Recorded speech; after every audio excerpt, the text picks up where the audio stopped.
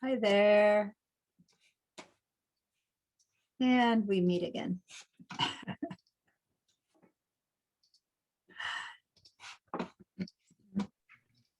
Hello, Diana. How are you? Hola, hola, Patricia. Nice to see you guys. Hi, Diana. I saw your son's picture in the film festival. Oh yeah, where? Because he showed me he's in like an Instagram story, but or something like that. Where did you see it? I don't. In the one of the advertisement pictures that they were there. I recognize him for the hair. Yeah. Yeah, I say that's Santi. That's Santi. He has a very distinctive hair. Yes. Santi, that's his name, right? Santi, The yeah, oldest. Santiago, yeah, Yeah. my oldest guy. Santiago, yeah. Yeah, he's very involved with the film festival. He has been doing films for it. He's part of the competition right now, and he's also volunteering. So if you guys go into the drive-in in the evening, he's like 6 or 7 different times. If Oh, he's there. Oh. I just thought you were going to say that you saw him there, not in the picture. I didn't know he was in pictures, but Picture, well. the picture, he had a nice smile. He's young and beautiful. Thank you. The smile has somewhere to come from. Anyway, hi everyone. Nice to see you all. Did y'all have a good spring break? Yes. Hi, Andrea. Yes. Hope your son's okay. So many, you're not on sound. I think you're speaking to me, but I'm not sure if you are. There we go. There you Yeah, go. he got bit by a tick, a soft tick 2 years ago. So he has what's called relapsing fever. But that's not Lyme's And disease. It's not Lyme disease because he's been to infectious diseases, CDC, and he gets it in April where there's snow and it's not tick season. Weird. So Weird. he's in and out of the hospital. So we're just kind of helping. Anyway, well, thank you. So Andrea said she might not be here because his son was in the hospital. And I was like, of course, take care of your son. But anyway, so if you pop in and out, please do whatever you need to do. And thanks for being here as much as you can. So a lot of you guys were here this morning.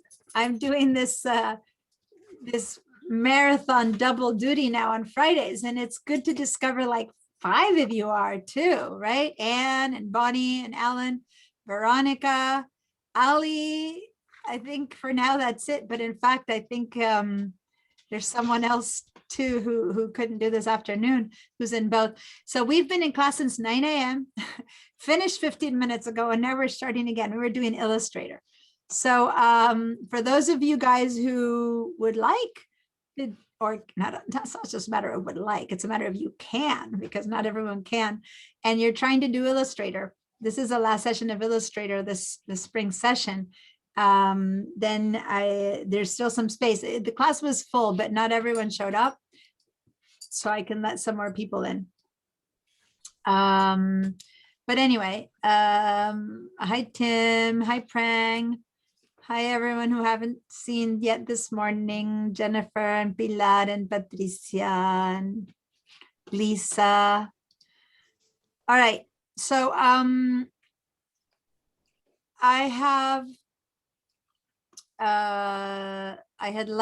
we had left the class 2 weeks ago. Now it's funny, when 2 weeks go by, it feels like eons, right? When it comes to a class like this. So hopefully you still remember something. And I was showing you how to deal with placing images and the distinctions between frames and the content. And actually Pilar told me how helpful that was for her the other day. She sent me a newsletter that she's been working on, and she's been actually, do you make this newsletter in InDesign, Pilar? Yes, I do. I used to do it in PowerPoint, if you can believe that. Wow. Okay. Hey, But possible. that's all I knew how to do, but I'm still learning, but it's so much nicer. Mm-hmm. Well, I'm glad that you shared that with me. And you guys, when you do things, I think I've mentioned that before, but if you're up to stuff and you send it to me, then I can, more appropriately point you in the right direction. Now, I was just all morning inside of VDI, but I showed people, since it was our first, how to sign out. So I'm signing into the Google Drive again because I didn't want to have that done. And so I'm just opening my programs again for a second, just because I had to show people how to get out of them. But other than that, we're going to jump in, and I'm going to continue in InDesign a little bit while we keep working with how to place things. And I have some new files that I put up in the Google Drive for people who are doing this at home that you could download. So let me share my screen for those of you who are at home. If you have a second to do this, and we're not going to start with this, but for some low moment when I'm helping someone and you're not on and you're waiting, then I'm going to just show you how to go over to go back to your pipeline Google Drive. And in Digital Design Techniques, you don't necessarily need to download all of the class files again, but if you go into the class files, I have a thing called New Downloads. And in New Downloads, I have some files here that you might or not have by now.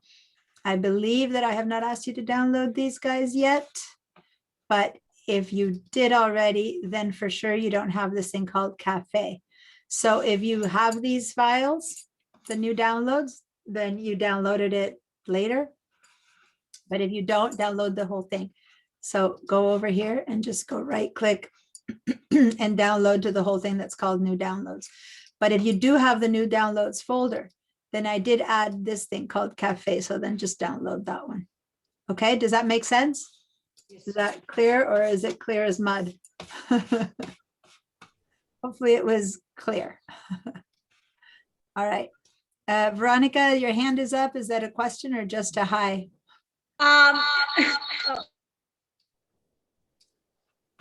I can't hear you. Sorry, because I'm in two devices, so Yeah. so a lot of noise. Yeah, Yes, that's I fine. had a question or a problem. Yeah. Because I'm not able to open the drives. I couldn't open the drive again, like it's blocked in the computer. But you just had it open. You just were in the first class and you had it open. So what Yeah, changed? but didn't work. Can you share your screen, and I can see if I can help you Yes. through, because you definitely, I need to get you in. Meanwhile, this is a good example of a good time to have you guys go and download those files. So I already tried to restart the computer, and I'm trying to sign in into Google Chrome. mhm. And it's not popping up, is it? That's And weird. just to stay there, I put my email and then like stays blocked there. And you are in VDI. I'm using the Chromebook. You're but it's using the, VDI. yeah, it's so weird. Go to that little bottom arrow, the one that we click on, that little bottom arrow that we have in the, that I showed you before, that did like go down to where it has the dates and stuff on the bottom right, that little up arrow where we normally get the Google Drive from. I don't see your mouse. Okay, no, not there, but go down, down, down, down to the bottom. Yeah, that little, yeah, click on that one, click on that there, and it brings you back to the same thing. And you've restarted and everything. At this point, then all I can think of is to have you go, oh, what time is it? Oh, on Fridays, the Zoom, I was gonna, there you go. Last time it didn't let you in either, huh? Yeah, it's what I'm trying to do all the time. So unfortunately, the student support desk doesn't work on Fridays because actually in credit, students don't have classes on Fridays, which is bizarre because I teach so much on Fridays. So the student tech support doesn't show up on Fridays. So there's no way, if you don't have the Google Drive, how I can help you sign in. Like, it's something they need to fix in the back end. But what we can do here is actually fake it by go open your browser, go to this Google Chrome that you have there on the left, like close out of that, go into Google Chrome, download the class files as if you were working on your own computer, and then open them from your downloads folder, which will disappear by the next time. But for today, it should work. You know what I mean? Yeah, open it. So go there, digital design techniques. Oh, go back, you're in my drive, go to shared drives, digital design techniques. Download the class files. Wait, you passed it. Act as if you go up again. Yeah, so right click and download. Right click and download that. Label download. No, don't go into it. Go back out of it and right click and download. Yeah, right click on that entire folder that says class files, digital design techniques, right click there and download the whole thing. Yeah, it's going to download into your VDI downloads folder, right? Okay. And you're going to have to open from there instead of from your Google folder. The thing is that those files won't stay. The next time you open VDI, they might or not be there. So you still need to fix your Google Drive, but it'll be fine for today's class. At least for today. Okay, so teacher. today you just open from your downloads folder, like you send your bridge to your downloads folder. Does that make sense? Yeah, Instead yeah, of I to the can Google Drive. understand that. But I can use the programs as normal. Yeah. You would just open the, like go and open Bridge now and open InDesign. Everyone have your InDesign opening up in the background if you haven't yet. And then instead of looking for the files in the Google Drive folder, look for the files in your downloads folder. The only difference is you might need to unzip them first from the Finder, true. but other than that, you'll go here on the left instead of going to, Google Drive, go to this PC, go to downloads, and you should find the files that you just downloaded and then keep working from there. Okay, teacher, thank you. You're welcome. All right, cool. So anyone else who's having issues, did you all get to download those files? If you hadn't before, while I was helping Veronica, hopefully you had a chance to help her then to get the files then. All right, so last time we worked inside of InDesign,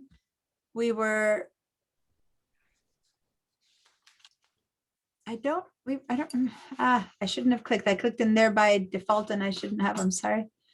Because I want to make sure that I have, did I reset my, yeah, I did reset my Google Drive. Sorry, I did. So let's go to Bridge. I'm in my Illustrator files. Give me a second where I head over to my InDesign, digital design techniques. Okay, so last class, this is taking a while. Screen.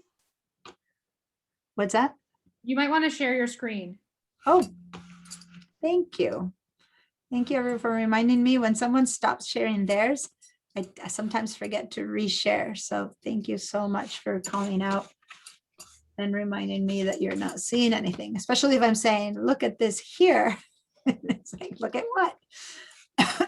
All right. Thanks, Abby, for showing up. Everyone go to the chat and sign in if you haven't yet. So here we have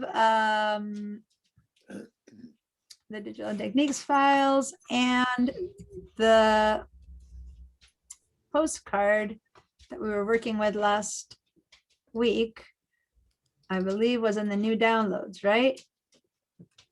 I'm trying to, it's 2 weeks ago. Yes, here's the postcard. So this is the file. Yeah, this is the material. See how when it shows that way, this weird thing that shows up, that's when it's not. No, we were not doing this postcard. That's new material for you guys. We were using the Mexico card, weren't we? Okay. All right. Sorry, I needed to get my stuff straight. By the way, this is that Santiago that Patricia was talking about. See what I mean about weird hair? Is this one is that photo is actually not, sometimes he has it much taller. So it's like this big like thing. All right. So go into InDesign. And those of you who, why did InDesign close? Did not mean to close InDesign. You should have in the recents the file that we were working with last week. And if not, you have to open it from wherever you saved it. So if you saved it in your computer, go ahead, and it's this one called postcard.indd. In my case, I had saved it into my Google, into my drive. So if you see how if I hover over it, it might even tell you where it is. And in my case, when I hover over the name, it tells me if you don't know where to open it from or where it was, it's from, in my case, I saved it in my drive, Digital Sciences Classworks. So it'll tell you if you have it in your downloads or wherever it is that you have it. But it should technically just open up by clicking from here. Now, when you're in VDI, sometimes this doesn't work too well. But as long as you refreshed your Google Drive, then it should work fine. So remember that we were working with resizing the photos to give it the right space and the right bleed and the right margin and all of that. So in case we're in a place where we might not have remembered all of that, I'm going to do a small refresher, which is these 3 lines that we see here, the outside one, which I'm going to move this over so you see it well, that shows up like a red line. And right now we should have our image attached to that red line. That's the bleed line. And the bleed line is this extra little bit of space between the final trim size, which is this black line. The trim size is the final size of your piece. So the final size of your piece needs to have more imagery placed around it in case people or machines who cut this, make this cut, actually do it wrong and actually maybe cut a little bit over there. And you've probably all seen pieces where suddenly the printing is wrong and they've left a bit out. And that's the example that we're trying to avoid. So this will hopefully not show up. So you don't want to put anything important here. Hopefully this will be cut out. But just in case they switched these around and, you know, flipped it around, you need to have this be safe space, filler space. That's all. Nothing important. The trim line is what's going to be hopefully the real guide and where things will be cut. But just in case this is the opposite thing, what if they go that way? And what if the trim, what if this please get used and the cut happens over here? Then you also don't want to have between the trim line and the margin that you've spaced anything truly, truly important. So if there's something very important here, like text, you really don't want to have text in there. Part of an image, that's okay, as long as it's not half of the person's face, but certainly no text. So this margin line that you set up here is with what we call the space, safe space for your text.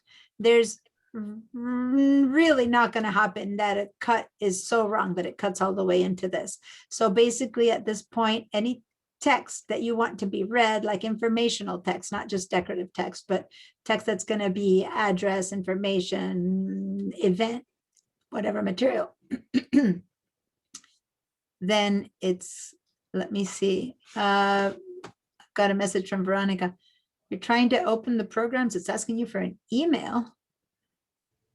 Something's really wrong with your connection and you're not able to put in your pipeline email.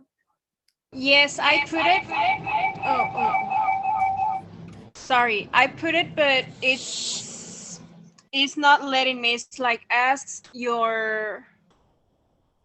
But It you was were, something about the system. I think because I don't have that drive open, it's not letting me. But I'm not sure. no, the what drive is not related to it at all. The drive is just for the files. It's not related to, you were open, you had these open this morning, right? Yeah, so I don't know what is So going on. I would say to restart, reset. I really don't know anymore how to, other than restart your whole thing and catch up, like disconnect completely from VDI. And by that, I mean, go over to this little tab right here that shows up on the left and log out, go here and log out and disconnect everything and then reconnect again and start your connections again to see if then it's letting you in. That's all I can think of because you were there today. So yeah. Okay, I'm gonna try again. Okay. All right. Right. So does everyone have this file opened up now? You're all here. Was someone not here last week that you might not have this file open existence? Because I can put it on the drive for you to open it. Diana, See, yes, Maria?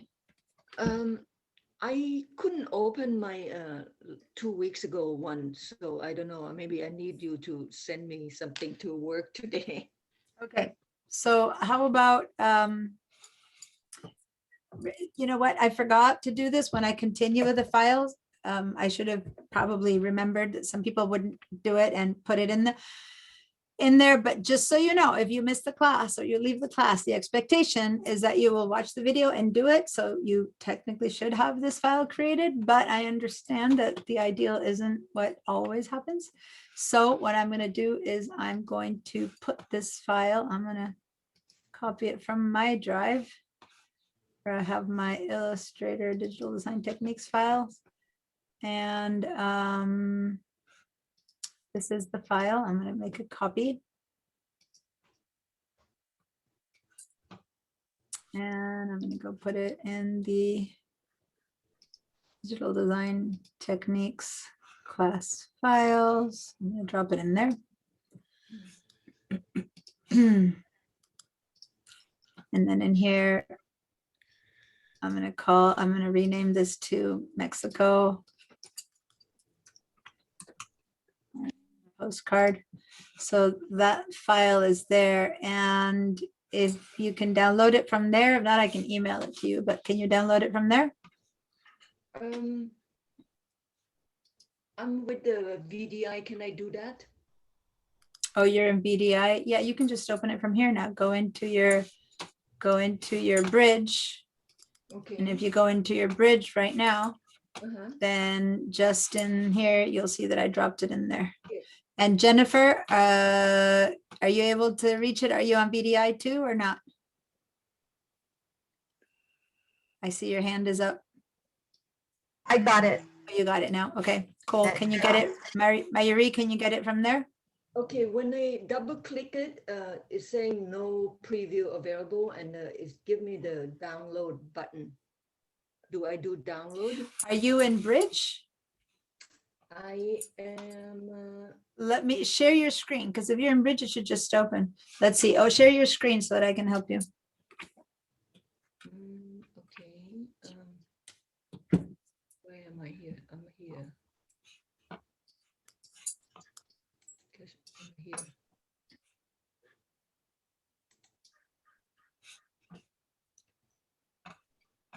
Okay, so go to Bridge. You're not in Bridge right now. I'm not. Go to Bridge. You're in InDesign. So go down to, oh, you don't have Bridge open. Okay. Sorry. Mhm.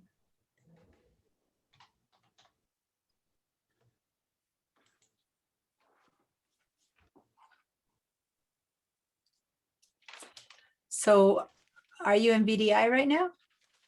Yes. Okay.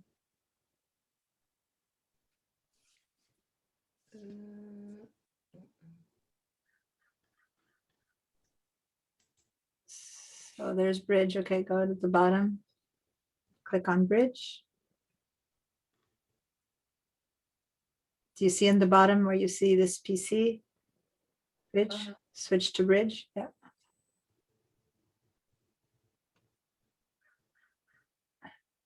Well, I don't know what I did.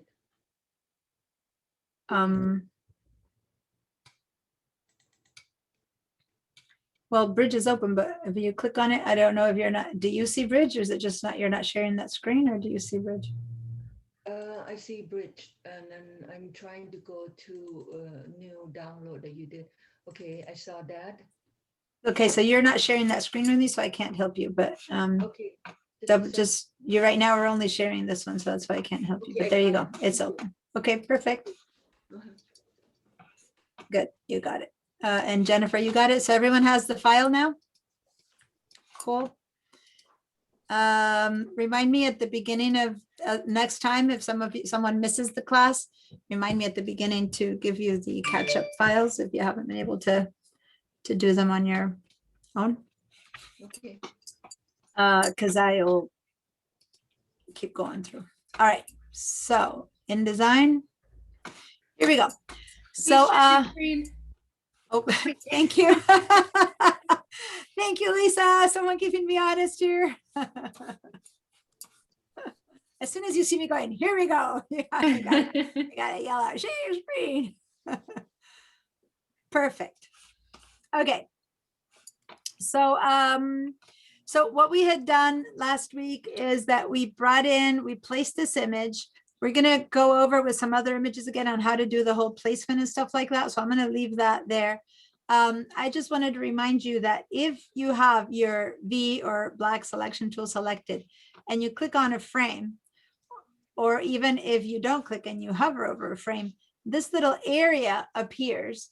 And this is the content grabber, which gives us the equivalent of the white selection tool. It's not the same, but it's kind of like the white selection tool in the sense that if you guys remember, the distinction was that the black selection tool, let's go ahead and select the black selection tool. The black selection tool allows us to change the frame. So I'm changing the frame size, but see how the photo is in the same spot? Okay, so I'm working on the frame with the black selection tool. The photo isn't changing. I'm going to expand it and put it in there. Versus the white selection tool is when I click, that grabber disappears, and now I'm working with the content. And when I do this, I've totally messed up because the content has gotten distorted. So I'm going to do Control or Command Z to make sure that I get back to the same spot. But this red box works with the content, and the content is the picture. The picture is now messed up. Command Z. Okay, see how it's a red outline box?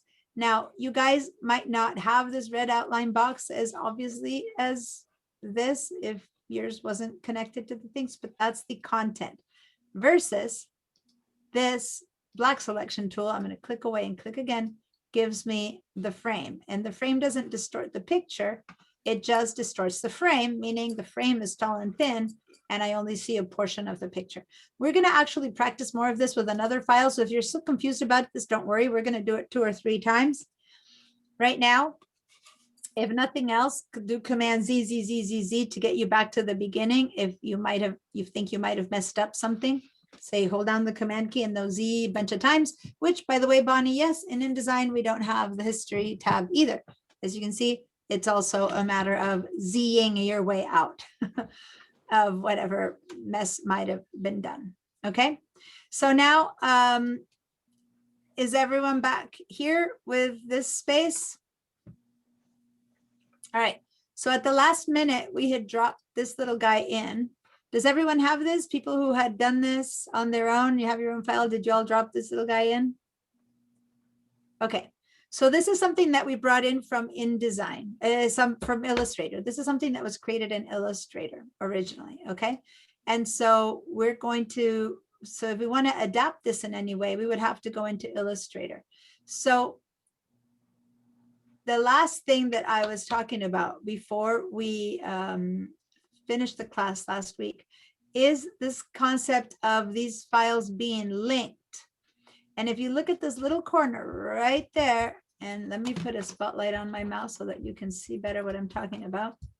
See that little guy right there? That's showing me that this is a linked file. And this is showing me that that's a linked file, meaning these 2 files were created somewhere else and can be worked on somewhere else. So this is a Photoshop file, a file that was worked in Photoshop. And in this case, it's a JPEG. And this is a file that was created in Illustrator. This doesn't tell me where it was created in, the link itself, but it shows me that it's a linked file. So if I want to see this linked files, if I click on it over here, oh, Essentials, somehow I changed back to Essentials instead of Essentials Classic. Is everyone only in Essentials? I had originally, I think last week I'd asked everyone to go into Essentials Classic, right? Yeah, I don't know why mine defaulted differently. So if up here it says Essentials, please go to Essentials Classic. Okay. So I'm not sure which one you're all in, but we want to be in Essentials Classic.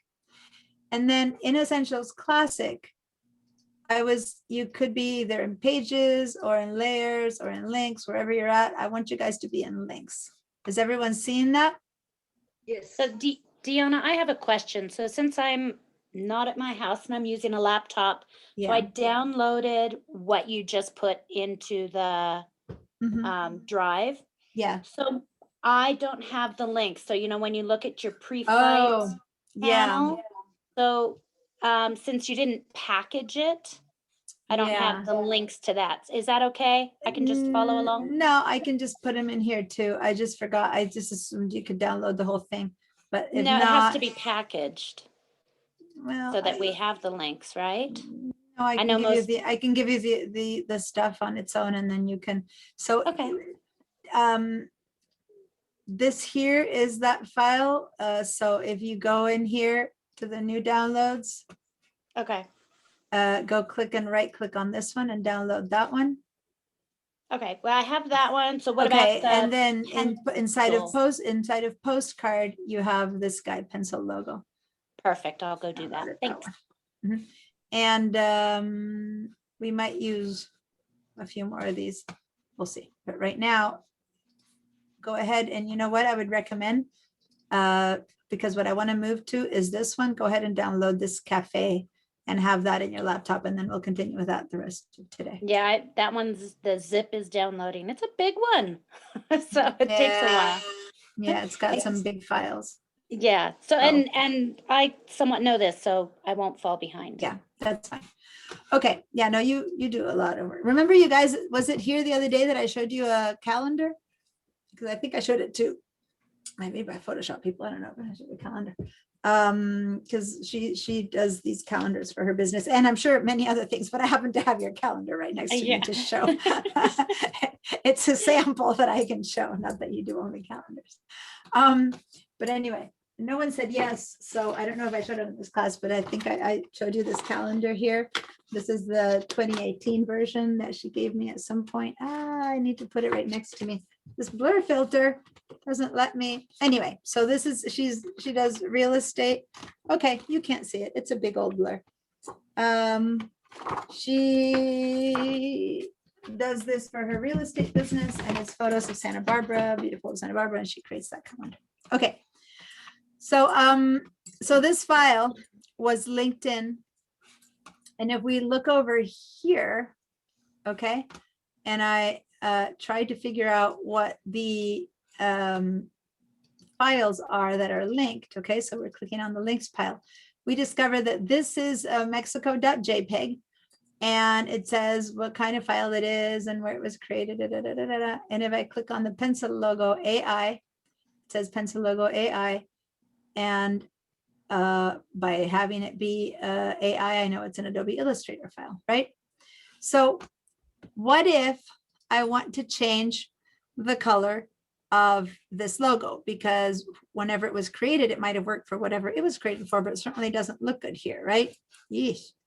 So I could go open Illustrator, find wherever it is that this file was, open it up, change it and stuff like that. Or I can just double click it right here. Sorry, double click it right here. Oh, come now. Why isn't it going straight to the link? I want to go to the link. I want it to open. Okay, so then I'm going to have to edit the original from there. I thought you could, or maybe I have to right click. I think there's a way to edit the original from here, but other than that, I'm going to go over here, see this little pencil, select the pencil logo. First of all, make sure you're selecting this one, and then go to this pencil. There is a shortcut to it, and I can't remember how the shortcut is to get there. So this pencil has nothing to do with the fact that there's a pencil there. This means edit. If you hover over it, it says edit original, right? So you click on that, and it's going to open up Illustrator. So if you look down here, notice how Illustrator is opening up. Do you see that? It's opening up, and when it finishes opening up and we go into Illustrator, then we're going to have the pencil logo opened in Illustrator. Okay, so just to clarify, these files are linked, not embedded. Embedded and linked are two different creatures. These are linked. So if I linked this image in, when I go and open it, it's going to be a file that I can now edit in its original application in which it was created. And then when I save the file, it's going to update in my document. All right. Now let's go ahead and I think in this class, we haven't really opened InDesign too much yet. Have we, Illustrator, or have we? Those of you who are not in my Illustrator class, this is the first time we open Illustrator in the digital design techniques class, or not? Someone who's only in this one, maybe Jennifer or Tim. I don't think we've opened it before. Yeah, you don't think, or you I think? do not. I don't remember. But I wasn't here last. Yeah, it's hard with the people who are in many of my classes. It's hard because, you know, I don't know, I was an illustrator, and that happens a little bit in my brain. I'm aware of what I've been teaching you, which is why it makes sense that we haven't opened it yet, but maybe at some point I opened it. Okay, good. So everyone has Illustrator open now, right? Did it open for everyone by going to edit original? All right. So now in this case, I'm not going to again spend a lot of time teaching you how to use Illustrator, but you notice that the tools are pretty similar. Left side, it says, is a black arrow tool. If you don't have these two like this, if you have them one after the other, it could be that you need to still click on this little double-headed arrow and double up your tools just so that we have all of the tools. Or again, if you started in Illustrator Essentials, just like we did with InDesign, it might show you less tools, in which case for this situation, for what we're going to do here, it's enough. I'm going to go back to Essentials Classic because that's how I'm teaching the Illustrator class. But anyway, I want you to get the black selection tool, click in here, select this orange box, and we're going to choose a new, let's do some kind of a reddish tone. But the thing is, all we can do is give it a color that's kind of like what we need, but kind of like what we need won't really be the same as this postcard color, is it? Like I want that to be this red. And I can guess 25 times, but I really won't get this red unless I really choose the red of this red. Does that make sense, you guys? Now, when I'm in InDesign, this photograph here is not colored in InDesign. It's colored in Photoshop, right? So I always say that there's this thing called the eyedropper right here. See this eyedropper? It's kind of, I have this weird little tag here that belongs, if you click on this tag, it belongs to BDI. So I don't know if I'll be able to grab the eyedropper. Yeah, I could. I was able to grab that little, it's the color theme tool. And when you click on this color, see how it brought up the colors of this image? It brought up the what we think is white, but is really kind of a light gray. It brought up this green, a darker green, an orange from there, and the red from here. Is that pretty cool? So it picks up from a photograph. So if I click over here, maybe I can click on a little bit darker area, but basically it made a bit more sense. It shows a bit of what it considers the salient colors of this photograph, right? So then I can go into this one, which is the one that I'm going to try to color that, right? And if I click, double click on this color, it shows me. Or even if I hover over this color, doesn't necessarily need to show me, but if I double click, C28, M100, Y100, K34. You see that? So I'm going to write these down. If you have the libraries that I told you before, the Creative Cloud libraries, you can save it to your libraries. But right now, just to make sure I don't forget these numbers, I have to double click it again every time I go write them. 100, 134, 100, 134. So CMYK, does anyone remember what CMYK stands for, you guys?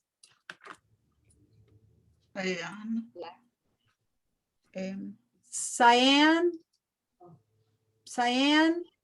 magenta, okay, Magenta. yellow and black. So cyan 28, magenta 100, yellow 100, black 34. So out of a percentage of 100, there's less cyan and less black.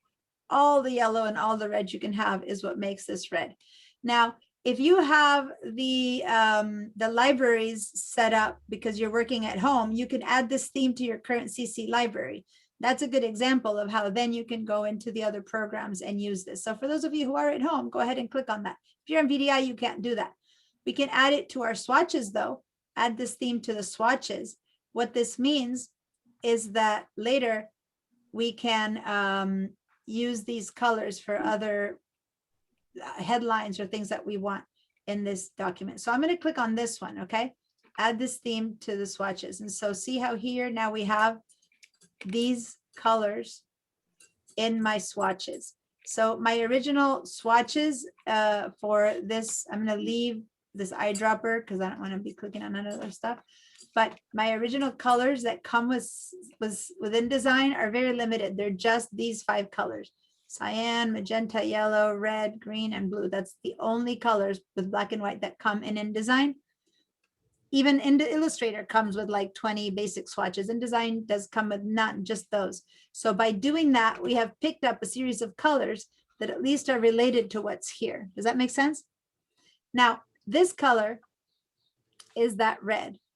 So we want to color our Illustrator file with that color, but this is an Illustrator. So with that information, right, I'm going to go over to Adobe Illustrator. For those of you who are in your libraries, because you are at home, you can go to your libraries and pick up the theme from there and add it to the swatches. But for those of us who don't have that, we're just going to have to make this color. So go over here, and it's good for you guys to learn how to make your colors anyway. So let's go over here to the go ahead and select this shape. Go to this box and double click your color picker. And we're going to make this color by typing in the CMYK. So go ahead and C28.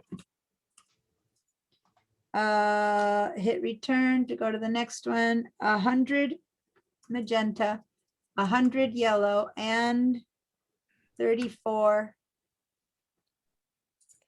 black. So I copied the numbers, and that's the color I got. You see that, you guys? So let me just cancel out of that again. I went to InDesign, I copied this, and if I was in Photoshop, I could have copied it from Photoshop. But since I'm in InDesign, I used the color picker to choose a color from here. I copied its CMYK percentages. I go into Illustrator and I double click the color picker. By the way, what's that? I double click the color picker and I type in the numbers that I need. 28, 100, 100, and 34. And that, and I haven't said return yet. I'm just hearing tab, tab, tab to get all these colors. And now I can use this color one time, or for future references, I can save it for the future. But right now I just want to say okay to that. And this has changed to this red, which hopefully is a red that's picked up from my vase, and it might make more sense. Okay. So I've changed my original image. Pay attention to what I'm going to show you. I've changed my original image. I'm going to go back to my postcard. Has anything changed here yet? No, I changed my original image, but this is still orange, right? By the way, I don't want to continue unless is anyone having an issue with creating this color? Any questions about that first? I'm okay. All right. Going once, going twice. Does everyone have their pencil logo using this red color now? Yes. All right. So when I go back to the postcard, nothing yet has changed though. And so what's happening is that I have not yet saved this file. Okay. So what I'm going to do is I'm going to save. Okay. Just Command or Control S or File Save. Once I save that change in Illustrator, I open up my postcard again and boom, that file has changed. Because these files are linked. So from one program to the next, what you do in one affects the other one. Does that make sense? Do you guys see that distinction right now? Had I gone into Photoshop and changed this background and made this background, I don't know, purple or brown, and I saved, then this here would have changed as well. So it's that moment of saving that gives us that difference. Yeah. Well, what if I want this logo, but I didn't want it to have that pencil in there? Well, I go into the pencil and to the Illustrator and I click on in here into this pencil and oh, I don't want to make things too complicated because I haven't taught you yet how to do that. But anyway, I deleted that circle. Okay, so I'm gonna, again, with your selection tool, okay, get your selection tool, click on this little white line and make sure you get this box all the way around it. Not the red stuff is this type box. Click the tip of your mouse on the white line. That's your white thing. Hit the delete and your circle should disappear. Okay, so let's say that we just want to have the circle disappear. Once again, we'll say save. And once we save this file, oh, I did an undo. Okay, click on that, hit the delete, save, and I do Control or Command S, but you can also come up here to do your save. Then I go back into my postcard. And in this case, for some reason, it didn't update automatically, but look at this little triangle there. Does it look like a warning sign? It's telling me that something has been modified. This one is fine. It's a linked. This one is not fine. If I hover over it, it says modified. Click to update. But before I click, notice that over here, it's also warning me something's wrong. So I've got all these warnings telling me something has happened. What you are seeing is telling me is not the final version. So you can modify it from here. You can modify it from, you can update, just click on it and it updates. And now I have the pencil logo without the circle. Did that work for you guys? Where am I supposed to click? Well, where I had the little warning sign. If you Okay. already had the link, then you're fine. But if when you come back, it shows you a warning sign, it's basically telling you the original file for this thing has been modified and what you're seeing is not the latest version. So you just click on that little warning sign and it updates. Maybe yours already did modify automatically. If so, then yours already doesn't show the circle. Okay, Okay. thank you. So you see Diana, how, mine won't save. what's that? Sorry, Diana, mine won't save. It says when I go to save it, in Illustrator, it says read only. Yeah. That's true. I forgot, you guys, when you're working off of, when you are working on VDI and you are doing this, you don't have the power to save this file because it's still in our main shared folder. So the only one that works is the one that I am saving. So don't try to save it because it's okay. Still, you can modify it because you're working off of the one that I've just saved. Short story. Those of you working at home are saving it yourself, but those of you who are on VDI, when you save here, since this file wasn't saved to your personal drive, only I have the power to save it. So just don't bother with that. But in the postcard, you should see that it's been modified because I modified it. So you should still have the need to update and it'll be the new one. Were you able to see the new one then? Yes. The new one Lisa? didn't upload onto my, I still have the orange one on my. Are you in VDI? Yeah, And do you see here some kind of a warning or anything? yeah, I do, but it's still orange. Is that? Well, if you see a warning sign, the little triangle, click on the triangle and it'll update. That means that's the update. Did it work now? I'm trying to click on it, but I think I still have the eyedropper on. Do I click on it with the black? Yes, definitely with the black Okay, arrow. let's try tool. that. Mhm. Yes, perfect. Thank you. Okay, now it worked. So it works exactly the same, only the fact that your save is being ignored because you're in a protected drive. So my save is being respected. But other than that, you're getting the same effect where you're having to update it. Okay. And Ali said, did it work for her too? Everyone else who's on VDI, did it work for you guys? It worked for me. Thank you. Cool. So now, this is what happens when you have an element that's not made in InDesign. Let's go ahead and go with this arrow tool. Let's move it over a little bit more to the side or something. Like we'll make that little guy be there. And I don't know about you guys, but to me, it's really hard to see how this design is going to look when I have all of these lines, like when I have all of the bleed, when I have all of these different things in here, it's just really hard. So I like to constantly be checking it at trim size. So I'm going to put this here, which is wrong, but I'm going to show you what I mean.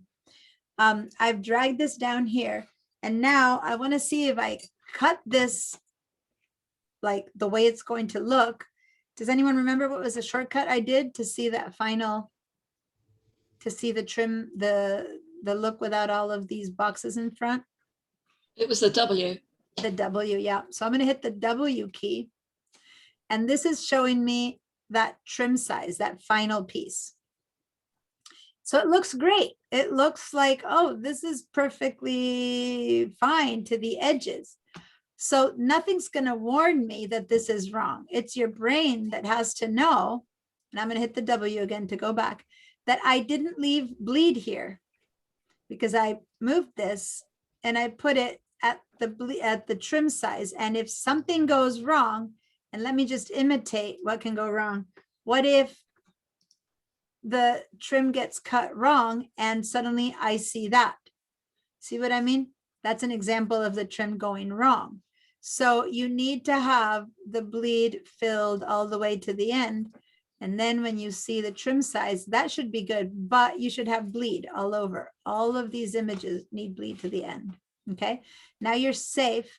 All of this is superfluous. So now if this looks weird because it's too short, then you just make it longer. Like you have to assume that whatever's in the bleed is superfluous, it's extra.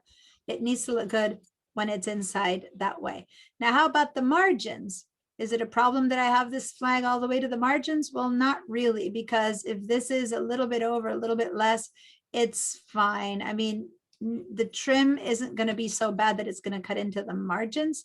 So I don't need to worry too much about that. If this were crucial, if this was like a whole thing was a perfect logo, yeah, then maybe I want to move it in a tad in just because there might be letters on the logo or something like that, right? Other than that, I can move it in as long as it looks good, if the balance is right or something like that. But the only reason I would need to worry about margin or any of those things is if there's something that should be readable in there. Okay. So now that I've moved it to where I think it balances this out nicely, then I'm kind of done. Let's go ahead and save. You guys, this file, you should be able to save because it should be already in your drive. Now, one thing that's been happening is that we have your InDesign file put away in your drive, right? So for those of you working at home, you have all of these together. Maybe you just have one set of files where you downloaded all your files. You made this one. We made this one, this postcard. And in the same folders, you have the Mexico. I even just showed it to Andrea. And then the other postcard, you have this little logo. But they're not all in the same place, are they? And remember, we got them from different folders. In fact, I had just to go show Andrea that one is in the postcard folder, one is in the new downloads, and then your InDesign is in wherever you created it, which could be even a third different place. Certainly for VDI people, it's in a different place. So I just want to make sure that you're all getting as to what I'm trying to teach you now, is that these files are spread all over the place. Who knows where? And as you can see, this file is dependent on the other two. This file needs to find the other two. Right now, it knows automatically, because if I look at this, it knows, you know, if I push this open, it kind of gives me the information of where this information, this file is over there. But it's not necessarily gonna work for this to be a final print. So remember what Andrea was saying when she mentioned the word package. I don't know if you guys picked up from what she was saying. She was saying that this file isn't packaged, so she doesn't have the links. What she's talking about is that, yes, I had sent her I called it Mexico postcard for them. I had sent her this InDesign file, but where are the links? Well, one is in there, one is in there, one is somewhere else. So those linked files are crucial when you have embedded files. They should all be in the same place. So when you're first working with it, as we are right now, it's kind of okay if they're not necessarily linked because you're still testing it out. What if you put a different one in here? What if you put a different one in here? Yada, yada. But when you're done and you know that this is your final piece, I'm not saying this is final, but if that's so, then you want to package them. So since we have so many people working in VDI in this class, normally I don't really need to package a file more until I'm more done with it. Remember that we're not really very completely done with this one, but just because I want to avoid issues with not finding our files, and that so that you guys can update your own red and orange and stuff like that, let's go ahead and do the packaging thing right now. So here's what a packaging process is. You tell InDesign to go find your linked files. Maybe you have fonts. We haven't put anything in writing here, but maybe you chose a special font and it's embedded somewhere in your computer. Maybe you have 2 or 3 linked files. Maybe you have two or three logos. Maybe you have some text. You tell Illustrator to collect all of that into one package. Basically make one folder and put all your links in the same place. Okay. And then that packaged file contains all the material for this project. Now, again, we haven't finished this project, but I'm just showing you the process because I'm not going to bring more files in here at this point into this front page. Remember, this had 2 pages. If I scroll down, there was a second little page here that we haven't used yet, but there's nothing there yet. So it's okay to consider that this is the only material I have, because that is the only material I have for this thing. So let's go into File, Package. File, Package. I'm going to click on that. It's going to ask me a couple of different things. We need to carefully, we don't just kind of go straight to package. We kind of read a little bit, especially when we have a warning sign. Okay, so here it tells me that I have 2 links that were found, none that are modified. So had I not modified, like had I made a change that wasn't updated here, it would say that something needs to be updated. Basically, nothing's incomplete, nothing's embedded, nothing's protected. It's just warning me. Okay, that's good. So I read all the stuff. Life is good. Over here, wait, one more thing. Wait, I'm going to cancel out of this. I forgot to show you one thing. Before we do a package, we want to go down here and see if there's any errors. See how here it says no errors? Now, errors are the kind of errors that would make this thing hard to print. When you click on this link, it might tell you, for example, we're missing a link to a file, we're missing something, like something is missing. It would show bright red and it would say 1 error or 2 errors or 20 errors, okay? Now this is no errors. So first I already checked that. Then we do we don't have errors in this one yet. So then we go to the package. Then we look at fonts. We don't have any fonts here, so we don't need. We look at links and images. It's warning me that this is RGB and just warning me, and it's okay if it's an RGB, but maybe I want to change it or not, and we don't want to change it. We want to leave it RGB, so that's fine. Colors, ink, stuff like that. If I don't see any big warning signs right now, we don't really need to change any of the other settings. We just kind of read it to make sure that this wasn't anything scary. And then we might have some printing instructions somewhere that you might want to create printing instructions, but we, don't have that yet, but you might want to add it so that we can see. We don't have anything there yet. Add it and you'll see what shows up. All right, so now we're ready to say package. So this is what I meant by printing instructions. Say that you had something to say, you'd go, okay, so if you basically are trying to communicate with the printer. The printer is the person who's going to print this. And if it's just your little machine, forget that. We're talking about if this is going somewhere where they're going to run 100,000 copies. And it might go somewhere in town, it might go out to China. You don't know, maybe your client is contracting them, maybe we are contracting them. So you need to say, hey, if there's any problems with this file, contact me, right? So you put your, Jane Doe, you put your information, how to contact me, where to go, what time. You might want to say, make sure that you put in the gloss coat. Maybe you have a certain paper. I don't know. We don't have anything set up right now, but here you say important stuff. Right, for this file. And for example, if you're going to somewhere in New York, or if you're printing in Wisconsin, you might want to tell them you're in California so they know what time, Pacific time to talk to you and stuff like that. And then you continue. So that's what that printing instructions was. Because then if they're going to run 100,000 and there's a problem, they don't want to run 100,000. They want to call you after they've run only maybe 100 and see the problem, and they call you, you fix the problem, and then they run the rest. Okay. All right. So now we're ready to package this. So for those of us on VDI, we're going to have to go to Google Drive. For you guys who are in your own home computers, put it wherever the rest of these files are. My drive. And let's find the digital design techniques folder that we've been working in. And before you say okay, notice what's going to happen here is that you're going to have any fonts that exist in your computer that this document is using are going to be copied here. We don't have any yet. Linked graphics. So both the little logo and the big vase photograph is going to show up.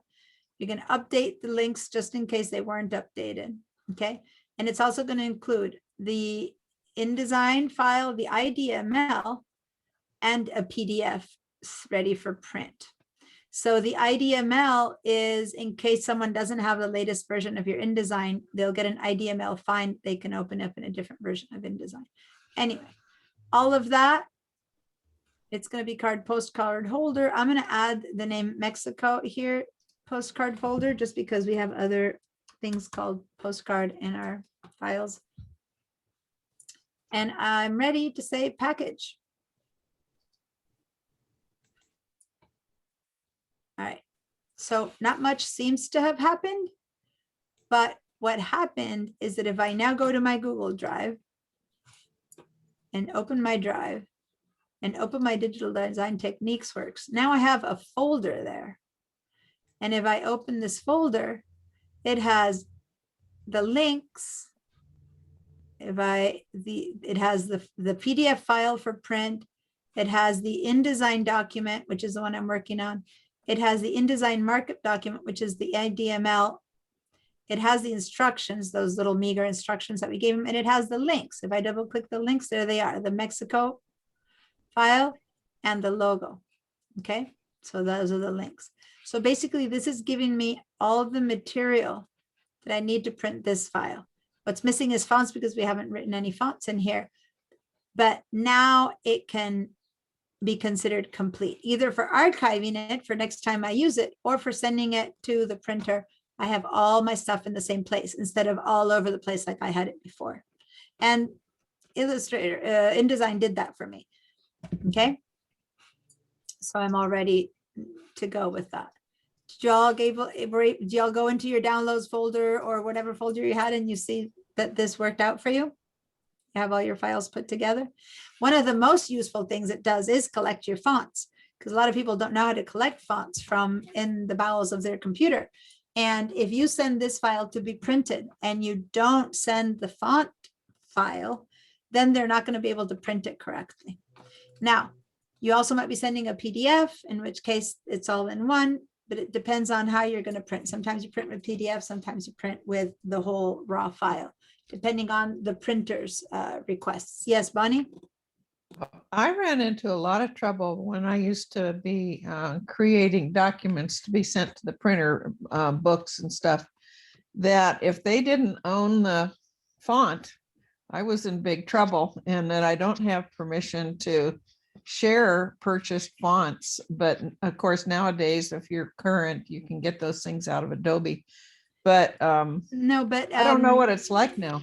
No. A printer doesn't need to own the font. If you send the font with your materials, they use it for printing and then erase it from their machines. That's fine. They can't keep it and use it. They don't have rights to that. Oh, I know, but I was getting, the printer was not said, I can't print that. I don't have that font. And Well, did you so we send? went round But and did you round. send? You have to send them the font. Oh, I do, but they still, Was this many years ago? yeah, And I'm asking because fonts have always been an issue, but many years ago, Yes. even if you sent the printer the fonts, their systems might not be able to understand there were different Yeah. types of fonts. And so there was a lot of issues with types of fonts, and they might go, hey, you Yeah. sent me the font. So before you started a job, you had to confirm that your printer could use the type of fonts that you were using. yeah, But beyond that, the ownership or the license to the fonts is not the issue, because the printer has to be honest in that after they print your thing, they get rid of your font. yeah. I just remember there Right. being a big issue in that, and so not. Yeah, fonts feeling have always been, squelched. fonts have always been the biggest problem. But nowadays, the way to get around this is to send, when possible, you send a PDF. Now, the problem with sending us a PDF is that if there is an issue, nothing can be fixed. So Exactly. if you have a really big project coming up with a lot of, you want to also be able to send all of this stuff, so that if there's maybe a typo or something that they can just open up, fix and continue, they can still do that. Other than that, by sending a PDF, you override the font issue. So now let me talk to the rest of you guys who don't know what we're talking about. Fonts have always been the hardest thing about the print publishing world. It's a problem also for digital, but it used to be more of a problem. It's becoming easier because fonts are not the same from not only one computer to another, PC or Mac, but printers, like the companies, the printers, not our little printers on our desk, but the printing companies, printing press companies, they don't have the same fonts that you have. You don't have the same fonts that the PC has. PC doesn't have the font that, and it's just a disaster. So, so there has to be, so the only way to unify and avoid all these problems is to instead send a PDF. So we're going to write some fonts in here, and then we're going to create a final PDF, okay? And then we'll see all of the distinctions of what to do with fonts. So right now, what we're gonna do, I'm looking at the time. Is it time for break yet? Let's go till 2:20 to 2:30. So let's do some font work in here. What I want to do is I actually don't want, I didn't want this little, let's leave the pencil. I wanted to take the whole pencil out, but since I hadn't taught you yet Illustrator, I didn't want to get into the details. So let's just go ahead and write some text in here. Let's go to the T for text. And the first thing I want to do is I want the text at this point is going to be either on top of that or on top of this. If it's on top of that, it could be either maybe green or red. If it's on top of this, it could be maybe red or white, right? It depends on where I'm going to put it. Or I can bring in a third or fourth or fifth color. Usually you don't want too much mishmash. Let's say that we're going to write something and then decide if we want it on top here and down there, and we might change the color based on that. So there's a couple different ways to use this type tool. If you just want to put in a headline, then you're just go ahead and click and drag and make a box about yay size. You can change the size later. We don't know yet what we're going to write. So you basically start by drawing, and I'm going to do that, and I'm going to Command Z again. You drag and you drop a text box, okay? And when you let go, you see the cursor blinking, right?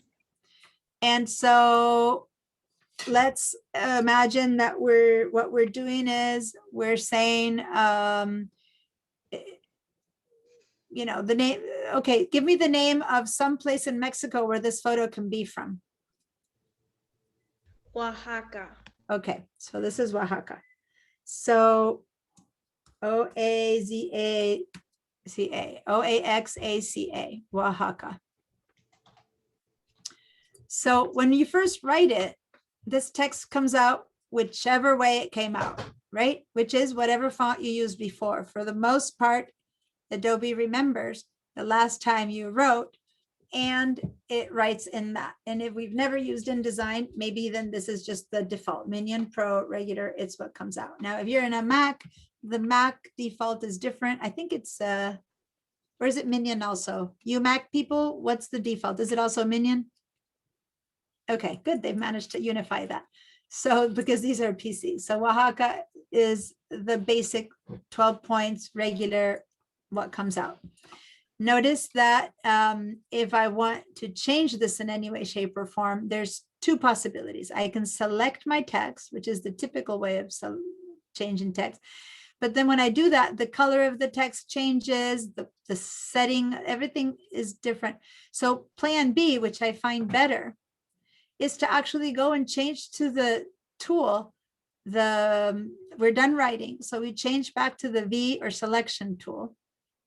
And now what we've selected is the text box instead of the text itself. See that? So even if you click away, you click on the text, now you're selecting the text. Now you can make all these changes to the text box without having to select it. And by not having to select it, you don't have to deal with the weird changed colors. So now let's say that we choose to give this text a particular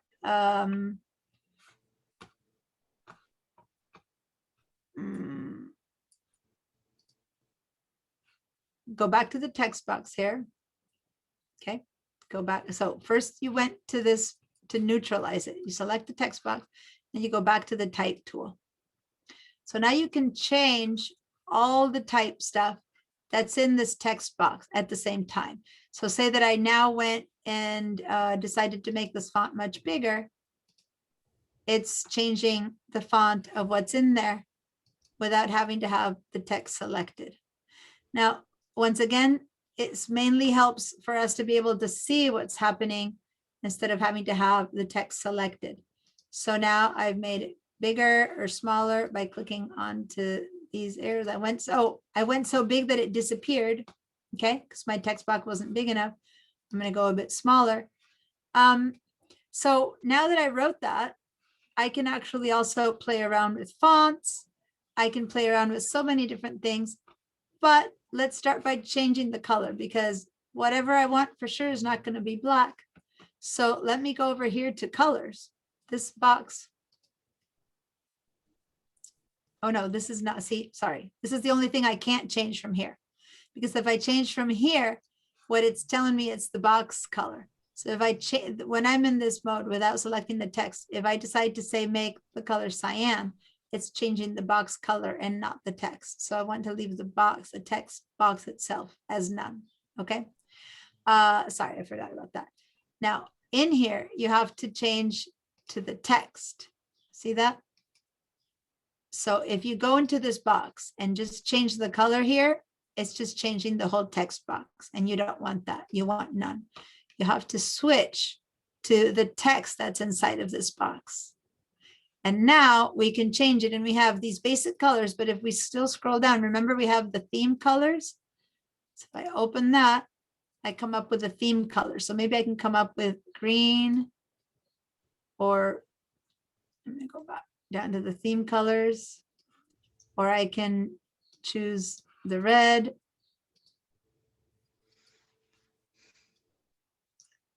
I don't know why it's disappeared. The red. Okay. Of Oaxaca. And these are colors that I had created when I selected the themes from the photos. Now, what if I'm going to go for the green? What if I wanted the green, but it's not exactly the green I want, right? The red seems to work pretty well. It's the same one. But see how when I go for the green, it's not really the same green. It's similar, but not really. The dark green is a bit better. What if I want to change or adapt it, right? So let's say that this is what I want, and it's this green. Then I might want to change it. So I double click, and then I get to open it up, and then I can modify it with sliders. I can make it a little bit darker. I can make it a little bit green. Oh, I need to click on the preview here.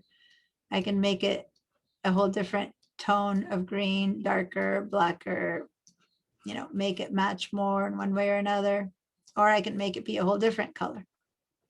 So then I think I'm managing to match it better than what it was before with the little changes that I made. And then I'll say, okay.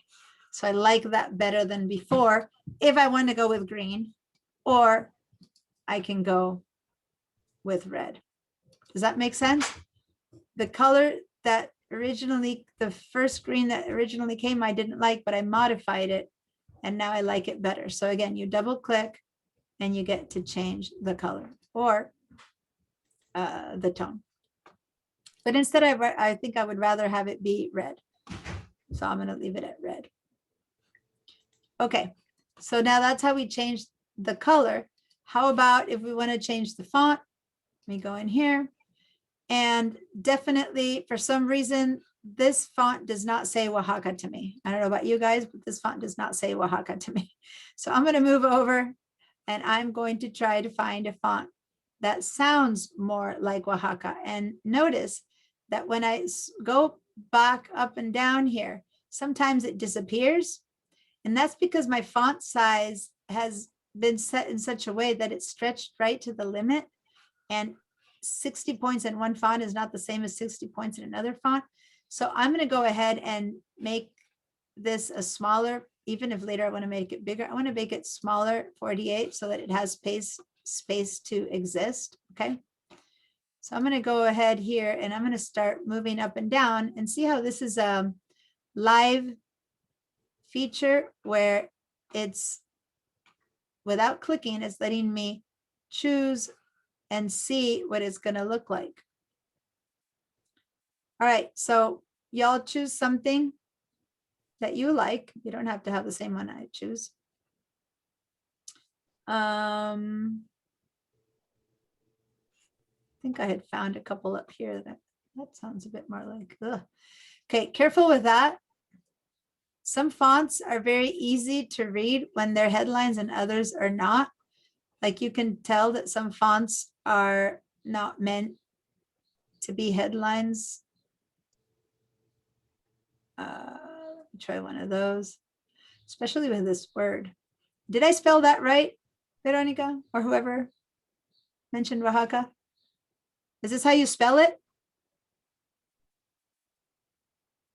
Patricia, someone who mentioned the word, is this how you spell Oaxaca? Yes. Okay, just wanted to make sure. I thought so, but then again, Yeah, you're correct. okay. Oh, that looks kind of, I don't know.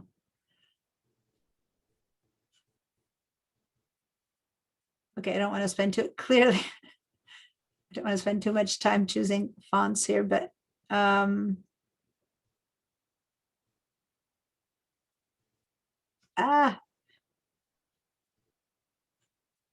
yikes, I'm not, I had found one at the beginning that I liked. It was near the minion. Anyway. Did anyone find one that they like that they just want to call out that I'll use?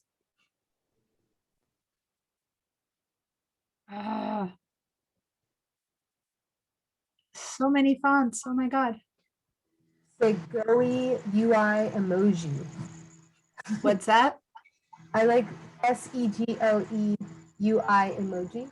SEGOE. By the way, Oh, look, yeah. you guys, look at you guys. I'm just typing in the word there. And so it's bringing up all of those. SEGOE UI emoji, this one. Yeah. Okay. So here's the one. I'm trying to show you one where we're going to need to do, I'm going to go with a similar one to what you have, but I'm going to go with a script because I want to show something. So it's still an SEGOE, but it's a different one. It's right next to it. Okay. Notice that once I choose that, I have something that's kind of disconnected. You have this O and then you have everything else is working as a script. So not all fonts work for what you want. And in this case, this is an example where if you're going to use something like this, you're going to have to maybe do something weird, like make the O much bigger, make it approach the A, find one where the O connects to the A, something like that. That's why I wanted to show you this. There's all these different things that we can choose. Let me go to the text selection tool, the selection tool, grab the text box and make the text box much bigger. That way, if we want to choose a bigger font, we're not stuck with what I've been stuck with, that it keeps not fitting, right? Go back to the text and see if I can go back to the SEO. So if I want to go straight to all the SEOGAs, I can go back and write SEOGA, and that brings me to the SEOGAs. And then here she had written the one that's emoji, and that's the one that she had asked for, right? So when I click on that one, the glyphs is what came up. I don't seem to have that font. How weird.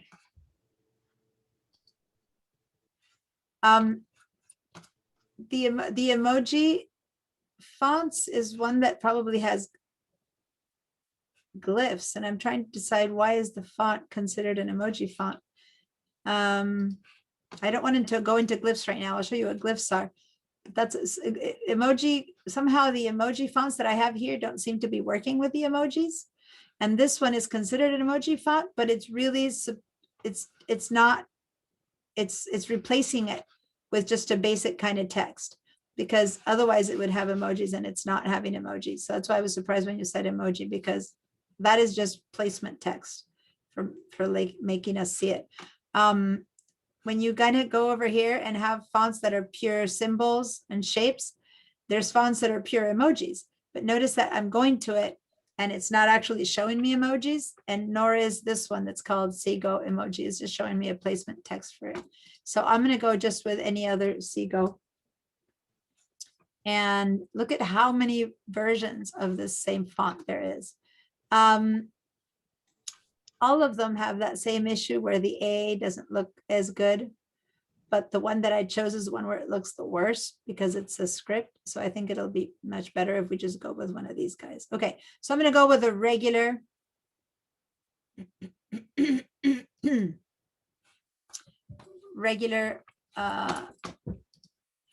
regular font of Sego UI. And notice that this means that I could probably go much bigger. So I'm going to go over here and change this to a bigger font. Okay. Now, you all might have chosen something similar, something different, but the main thing I wanted to show you in this one, it's not a word that shows up as such a problem. Many of the letters are round, like the O, the A, the C, the A, and then the X is actually a pretty wide letter. So it doesn't seem to have that many problems. We're going to come up with other words that I'm going to give you as examples where there's going to be an issue with the spacing between the letters. That's much more of an issue than here. Here, the only place where I'm seeing a little bit of weirdness is in the space between the O and the A. So all of that can be fixed. You don't have to live with what comes out. You can fix it. And right now I'm seeing a little bit like where this space looks uneven. For now, I'm not going to dwell on that. I'm going to let it stay for a bit and have this box be, once I'm done and I know that that's the size I want, I'm going to bring the box back in because I don't need that box to be that big anymore. Okay. So now we've put a little bit of a text there. Once we're done, we can select it from the text. Like if I want to move it, I actually need to click my mouse on the text and move it. So maybe I wanted to put it somewhere else. And maybe I want to put it down there. If I want to put it down here, tell me what you guys think about this red down here. What do you guys think? Beautiful. I was looking for something not in the realm of beautiful. Try again. Someone else? Probably a darker color can work better. Well, here's the issue.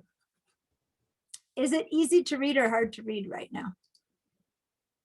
Difficult. We made it big, so it's not so obvious, but over here, the word stands out. Very easy to read. Over here, these two colors, the red and the green, are very much the same saturation, so to say. If you were to squint your eyes, if you were to make this be a grayscale, there'd be almost no difference.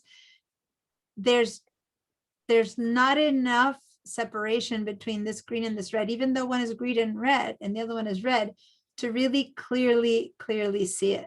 You need to have either the background be lighter or the color be darker. So someone who said the color should be darker, yeah, if we're going to put it down here, you are right. Or you can maybe add, sometimes it helps to add a little drop shadow. So say that we don't want to change the color. Let's try giving a little drop shadow. So we're gonna go on a break in a second. I'm just gonna try to give this a little drop shadow. So we're gonna put an effect on this thing. So select the box again, by the way. Box has to be selected if you moved it. And then over here at the top, if you go, and depending if you have a small box, you might see it or not, but there's this thing called effects. So if you don't see this thing called effects here, let me know. It's an F and an X. Some of you might not see where that is. You see that?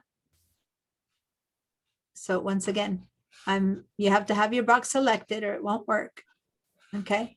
And then we need to have the T selected, by the way, now that I think about it. Or not. Well, this is probably going to be a select. This will give drop shadow to the box, not to the words.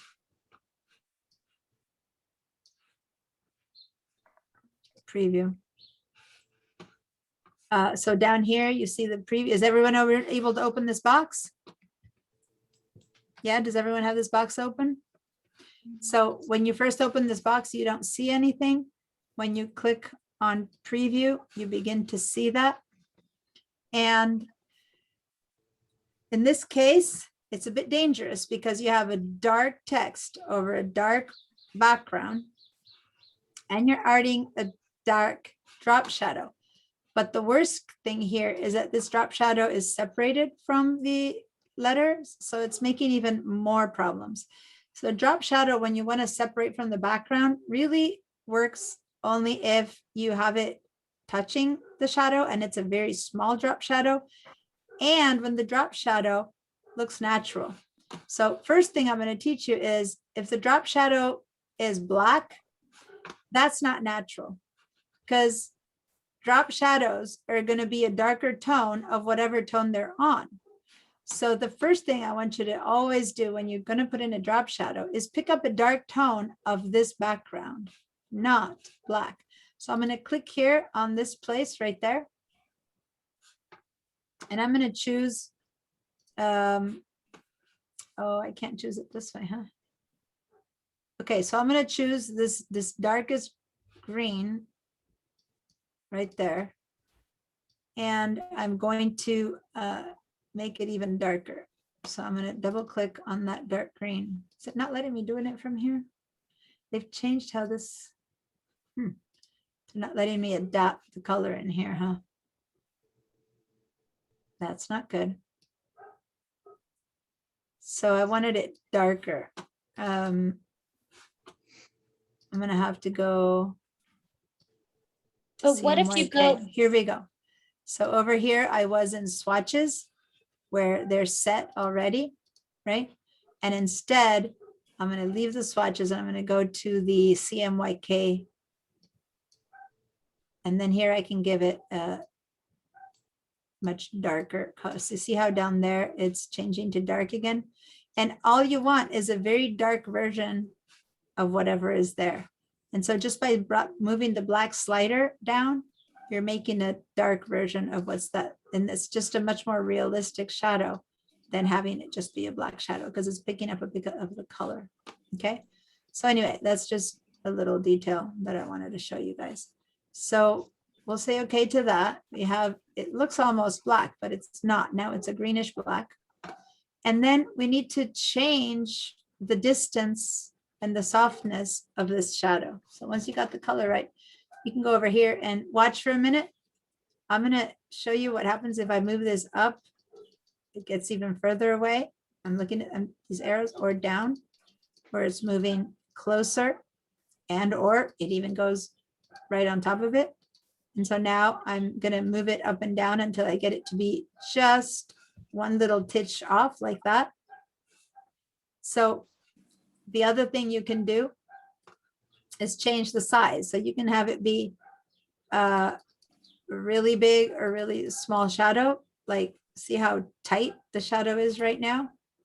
I'm moving very, very, very, very soft shadow. So it's barely there. And I'm moving the or very tight shadow.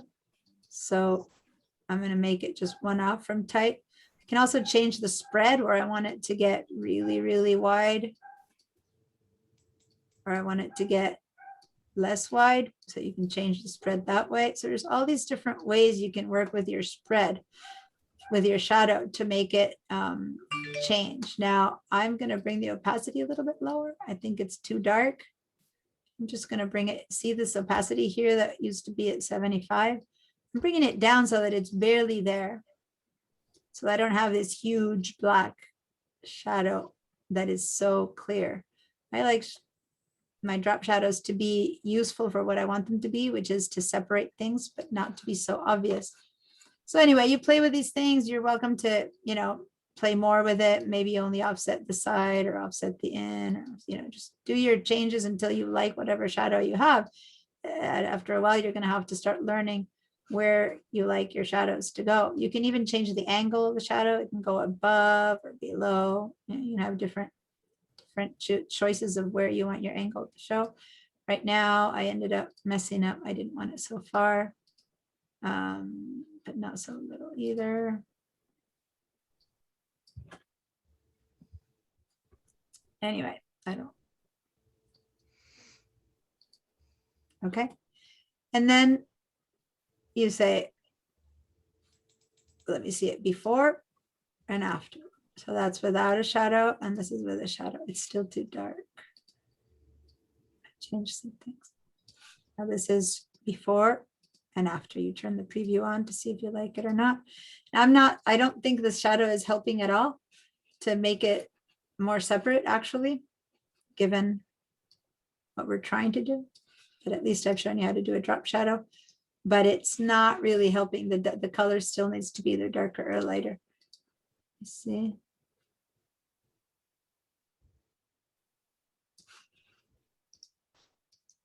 I still like it better without the drop shadow for some reason. But anyway, I'm going to say okay to that and click away. So this is my my text. If I move it around, you'll see that it still carries its shadow, only this time, see that shadow is a little bit tinged with green. So be careful if you put it somewhere else, that shadow now has a little bit of cyan in it, which might not work so much if you're going to put it on that. I think that if you're going to put it on green, the red, this green is a bit better, but on that green, it's a bit too dark. Anyway, play around with that. You've given some effects. If you want to go in and change the effects, you just go in again, click on that, click again on your drop shadow, and there it is. And you can keep changing it. Okay, you're not stuck with anything here. Let's just say okay. And we're going to save and take our break. File, save. And I passed a little bit the time that I wanted our break. So it's 2:38. I'm gonna write we're on break until what's 15 minutes from 2:38. Help me guys, my brain isn't working too well. 55, What's that? 53 or 55. 2:55. 2:55 or 2:53. So we'll be back at 2:53. Yeah, we're almost at 2:40. So Okay. all right, see you guys in a little bit. All right. I'm muting everyone so that you can make all the noise you want back there.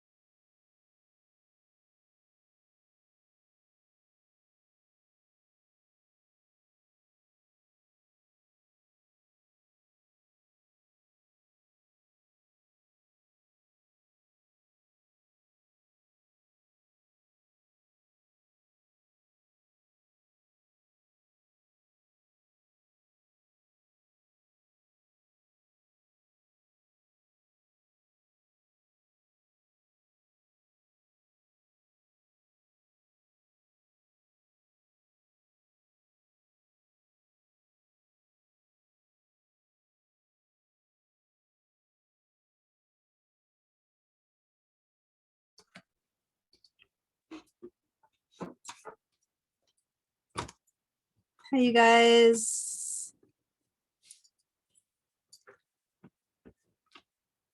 So when you're back, turn on your videos or give me a thumbs up or wave or show me some sign of life to know that someone's here and you're there. Yay, Prang, you're there. Woohoo.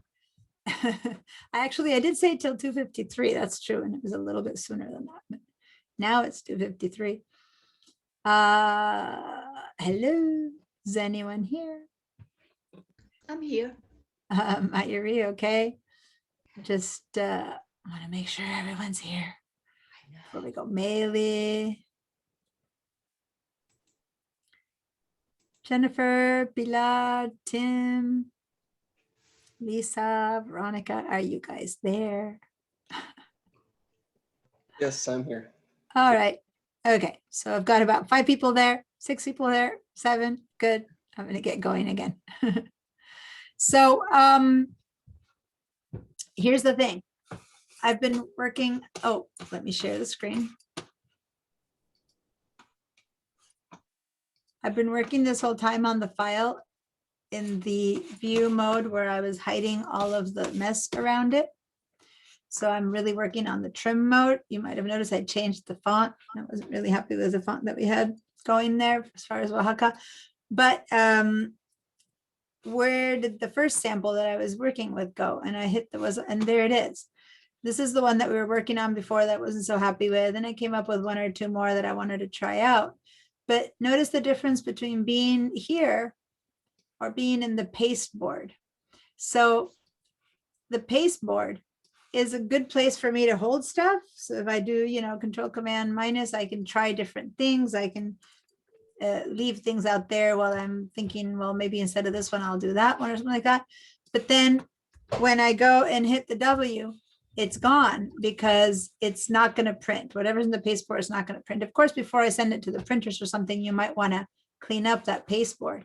But that is a good place to put things that you're trying out. So since I wasn't too happy with, let me get up closer. I wasn't too happy with that font choice, for example, I decided to try some more, putting them in the paste board. So one quick way for you guys to do that, even if you're happy with the font you have, I want you guys to play around with the paste board, is to go ahead and select the shape, select the thing that you're working with, hold down the Option key so that it has now, select the shape, of course, with the selection tool. I don't know what tools you're in, but if you're in the selection tool, select that you're trying to work with. And then when you hold down the Option key, see how now my arrow now has 2 tips? Now I can click and drag, and that drags out a copy. So I've left a copy out there of the one that I'm working with, and then I can keep changing this one, and that way I don't lose the one that I was working with. You know what I mean? If I'm not so happy. So that's the first thing that I did. I put the one that we were working with, which was this one. I put it out there as a copy, and then I kept playing with this one until or with this one, there's 2 or 3 that I played with that I liked better.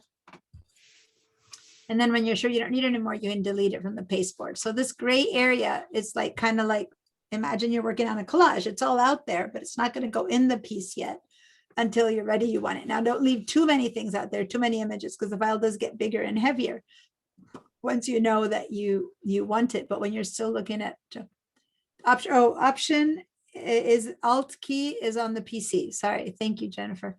The Option or Alt key on the Mac, it has both names, and I forget that on the PC, it's only the Alt key. So the Alt key is to make a copy. Okay. So you select it first, and then you hold down the Option or Alt, and then you can drag your copy out. Okay. So now I'm going to delete the 2nd and 3rd copy.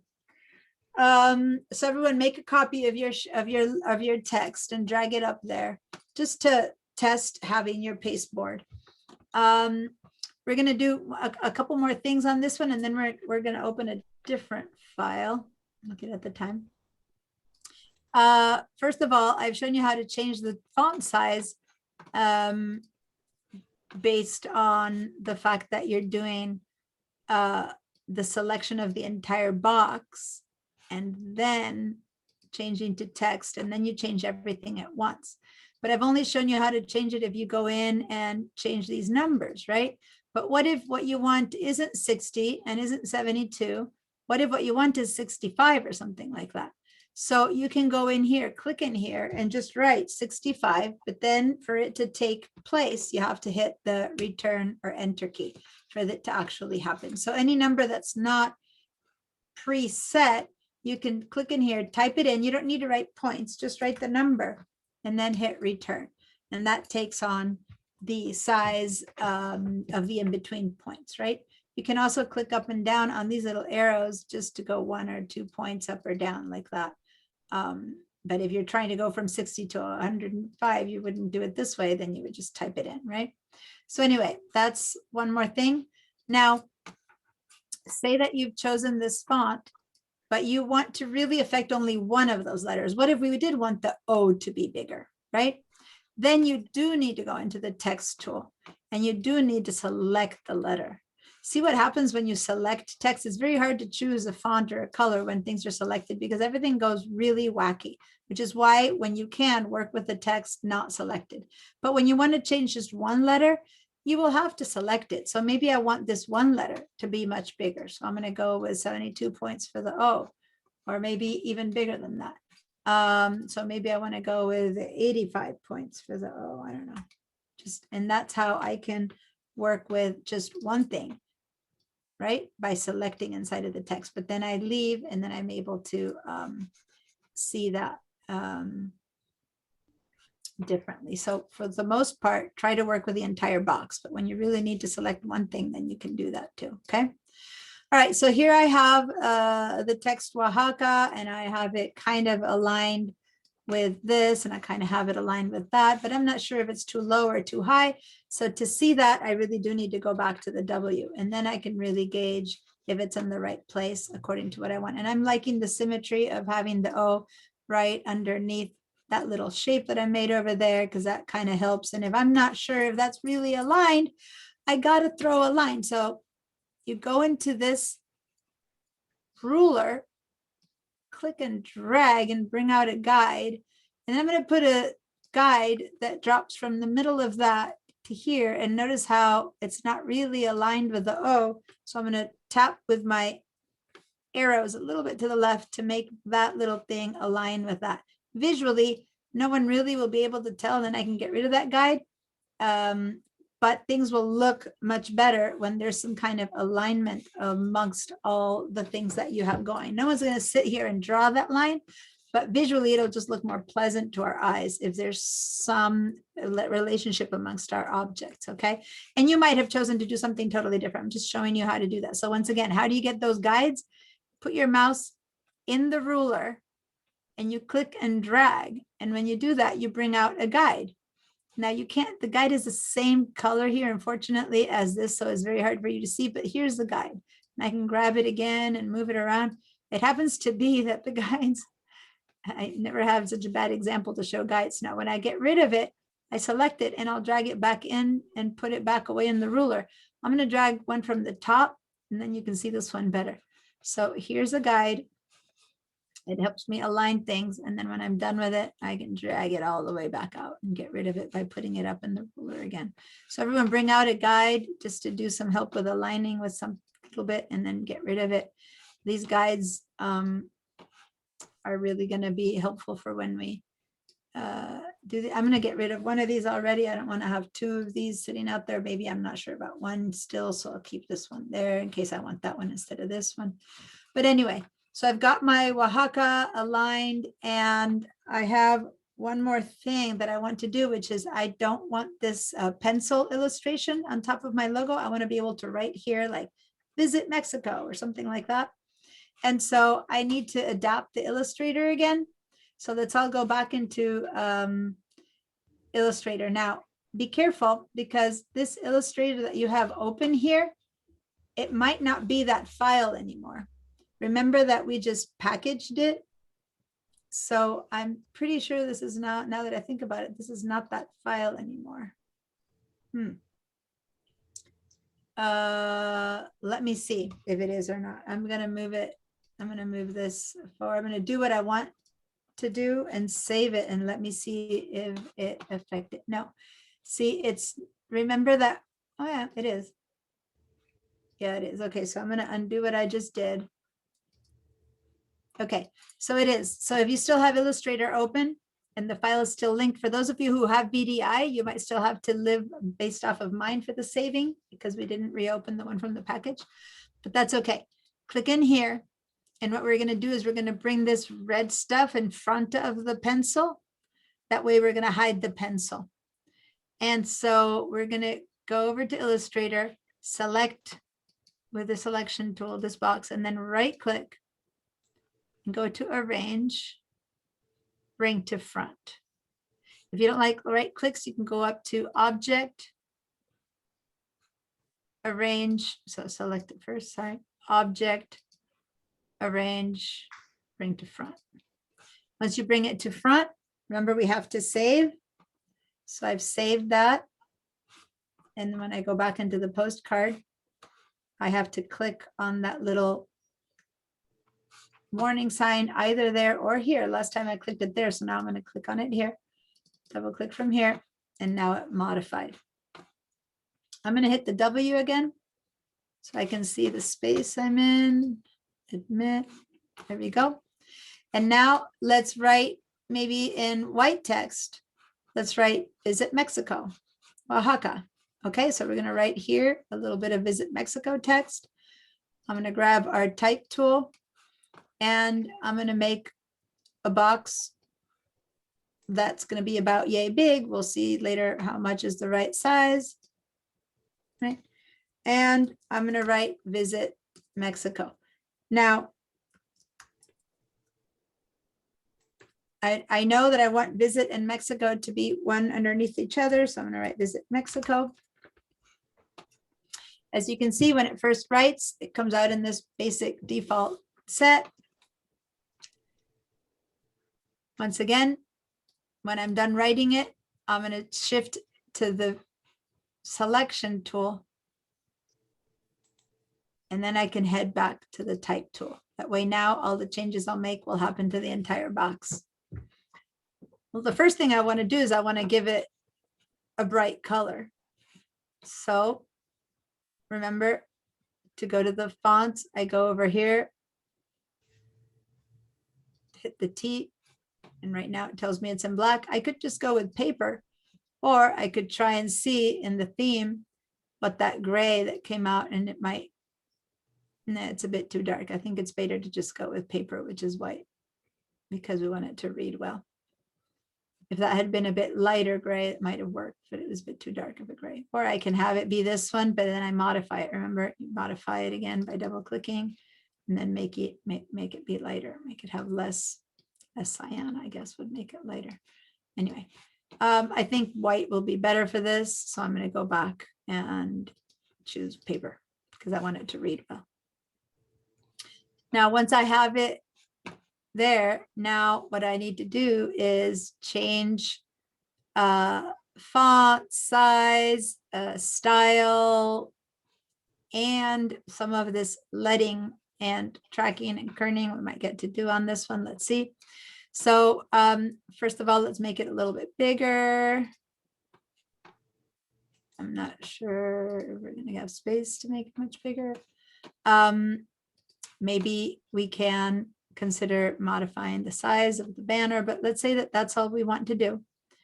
I can change, I have to change back to this size, make it bigger. Right, and now I'm going to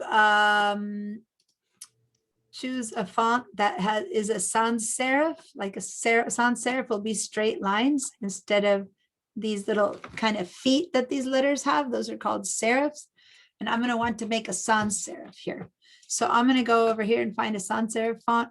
There's, when you look at all of these here, actually Lucida calligraphy, that might have been a nice one for the word Oaxaca. I didn't see that one. But I don't think calligraphy is good for this small thing. Now I'm tempted to see what would Lucida look for the Oaxaca. Sorry. Oh, I think I kind of like that for the Oaxaca, but anyway, I'm gonna undo that because I've already finished. I've already decided my Oaxaca. So let's go in and find a sans serif font, which will be something that's a straight up and down without without having any kind of let me choose it's hard to see when this opens up and you can't see. You have to go here, and I'm going to scroll this over so that I can actually see the changing fonts. And I'm going to go for something pretty simple. I think Arial.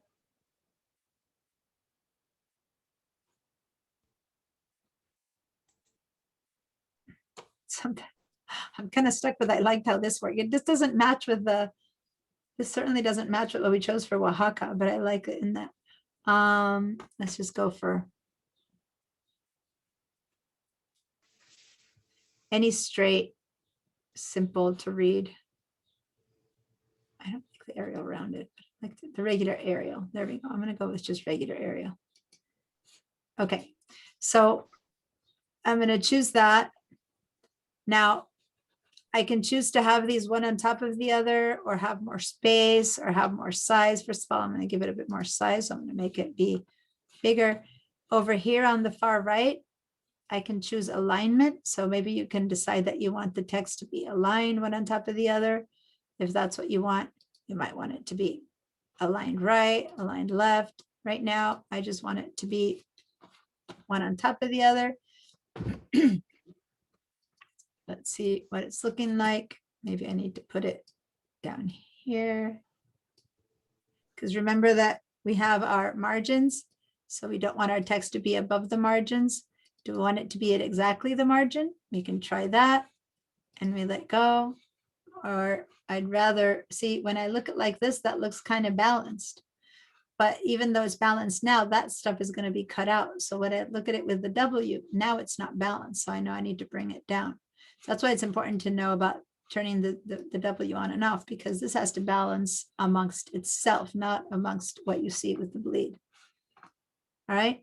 So I don't like that it's italic. I'm going to have it be regular.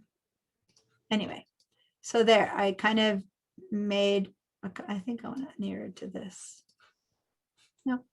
So what I want is that these words be a bit more separate from each other. I like visit and I like Mexico, but I don't like that they're too close. I wanted a bit more space. Okay. So I'm going to click on that thing and see all these little boxes right here. You can do whatever you want in InDesign with font and with text. So I'm going to use one of these types to give more space amongst these guys. And so when you hover over this one that's right under the font size, it's telling you what space to give in between the lines, and that's the leading. So I can give it more space. Right now it's giving me 21 points. So if I go over here, maybe I'm going to give it 24 points. See how I give it more spacing? Or 30 points, and it gives it more spacing. Or, goodness me, 48 points, 10 more space. Okay, so that little icon there, leading, is the space between the lines of one paragraph. So let's try again 30, and then let's look at it like that. And maybe that works. I think I'd like 28 probably. So 28 doesn't exist, so I'm going to hit okay, and I like that better. So I click away, and now I'm thinking that this works a bit better. I think it's still too big. The font. Let me go back to 16 points. Anyway, so as you can see, you play around with stuff until it kind of looks good to you. And when you're done, that's much better. Now it can breathe. It wasn't breathing before. And it's not really centered. All right. So when you think you're done, you export it. So now let's redo that package. By the way, what I'm not liking here is that we put a little shadow on this, but when you look at this, there's no shadow on that. And suddenly it just like there's this flat element and then there's this floating element. So you have to either be consistent with your shadows or not consistent with your shadows. So maybe we grab this element here and we do give it a little shadow. So we go to this flag and go to the FX drop shadow, and then try to imitate what we had before. Basically, if we just go much lighter right now for the purposes of this thing, that should be enough. Just a very light shadow and spread it, bring it a little bit less. Might help. Anyway, decrease the distance. So at least it makes a little bit more sense visually. All right.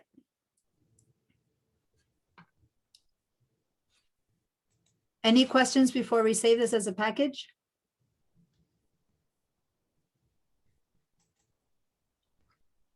I haven't gone into Photoshop. I'm trying to keep us with only 2 programs open at the time, because with VDI, it might be hard, and with your computers, if you don't have a very powerful computer, having InDesign and Adobe Illustrator and Bridge and Photoshop.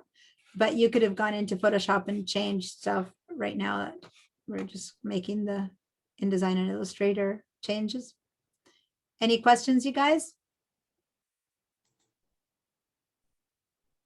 Okay. So let's go ahead and do it again. First, save. So save this one file. And then second, we're going to repackage that. We're going to say package, and this time it's going to add the 2 fonts. Package the entire publication. See, now it says that there's, here's an example. It says 3 fonts. And I go, 3 fonts? What do you mean 3 fonts? I only use 2 different fonts. Can anyone remember what that might be? What's that 3rd font? The one you move like outside the. Yep, you're right. I left a font here that was unused. In this case, if this is the final piece, you really don't want extra fonts. The last thing you want to have an extra font that no one's using. So this is really important to pay attention and to go, no, I don't have 3 fonts. I'm going to get rid of this guy. So delete if you have anything out there that you're not using. Then you can save again. And then you can, yes? How can I get rid of all these lines? The border lines? Hit the W. Okay, thank you. And you don't see them anymore. And then that helps you make sure everything's balanced. And when you hit the W again, you see them again. They're not getting rid of them. You're just hiding them for a minute. Okay. So then we go over here and we package again. Now it says 2 fonts. That's right. Missing nothing. Everything is fine. Cool. Package. Instructions haven't changed. Continue. And I'm going to overwrite it. I'm going to select the same one. Okay. Select that one.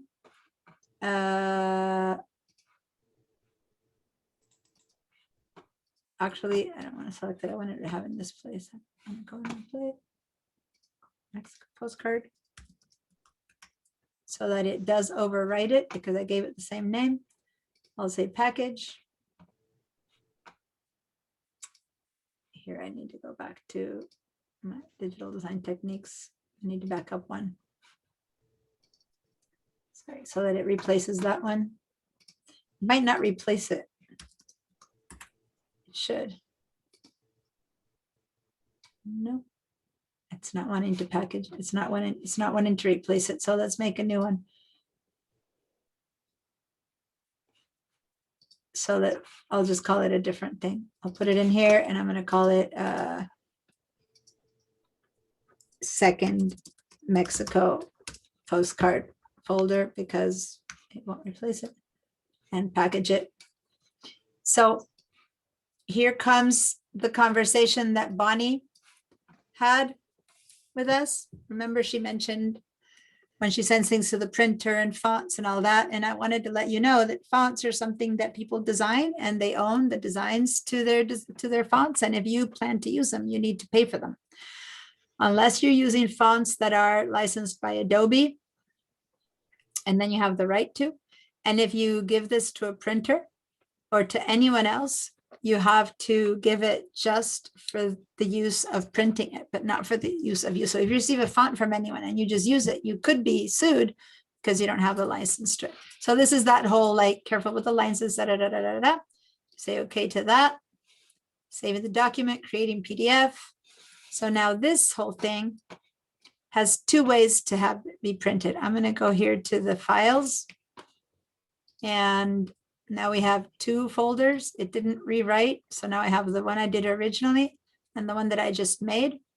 And the one that I just made, if I double click, has the difference that it also has the document fonts that the first one didn't have. Okay. I double click on the document fonts, and here are the three fonts. The list is something that it needs for the licensing. Then it has the Arial font and the Bernhard condensed, which are the two that I used. So hopefully you guys have at least two fonts in there too. Or maybe use the same font. I don't know. But it also has this thing, which is a PDF file. Now this PDF file might or not be ready to print. I'm going to double click on it so we can see what it shows us. Oh, I'm on a PC. That's true. So the PC opened my Adobe file.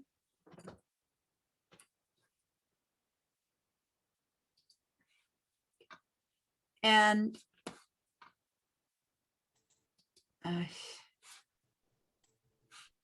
so this is showing me my Adobe, and I'm going to go and make this smaller.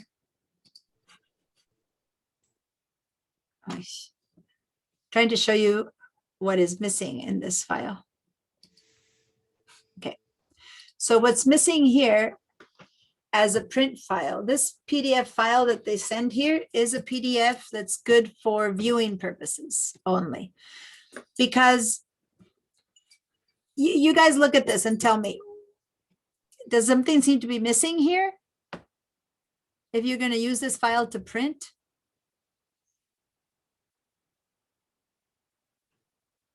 If you're going to print this file, does something seem to be missing? Something that we were very careful to have? Is it the bleed? The bleed is missing. Yeah. So not only the bleed, but for some of you guys who know, some of you guys have never sent things to an official printer before, but there's no registration marks, no trim marks, no lines to tell the printer what matters. So what if they print this and they cut off that much in order to make bleed, right? And stuff like that. So this is a view, this PDF that comes with the package is a viewing only kind of thing to let the printer know what you want this to look like when it's finally printed. Ooh. Wow. Something just. But when we want to send a printer a PDF to print, we actually need to do a different PDF. This PDF is not really the PDF to send to the printer. So let me show you what we would need to do to send this to a printer.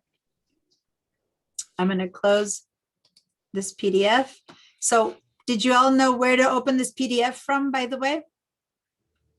This is that package, okay? So go to your Finder if you're on a PC, on a Mac, or go to your File Explorer, Google Files. And if you don't have the File Explorer open, if this is closed for those of you on VDI, go here to this start file and click on the word documents. And then that's going to open up, go into your Google Drive. My Drive is just where we hid this stuff, digital design techniques. And here you have the second Mexico postcard folder. And this is where you find, this is that package. So you have the fonts, here you have the links, which would be the logo, that little banner, and the Mexico, the vase photo. Here you have the instructions that we wrote, some hogwash from Jane Doe. And here we have the two InDesign files. Remember, the InDesign file that we're working on and the InDesign file, which is an HTML, which comes attached in case the people that are receiving this have a different version of InDesign than you, then they can still open it with that. And this PDF. So this is the PDF that I opened up and I said, well, this is fine, but it's not really a good file for sending to the printer. So let me show you how to make a good PDF to send to the printer. When the printer tells you that what they want is a PDF, they need a file, not just to see. So that you need that as a, for viewing purposes only is what that one would be, so that they know what you want is the final thing. but you need to come back here into the InDesign. And now we'll save this as a PDF that's ready to be printed. So we're going to go to File.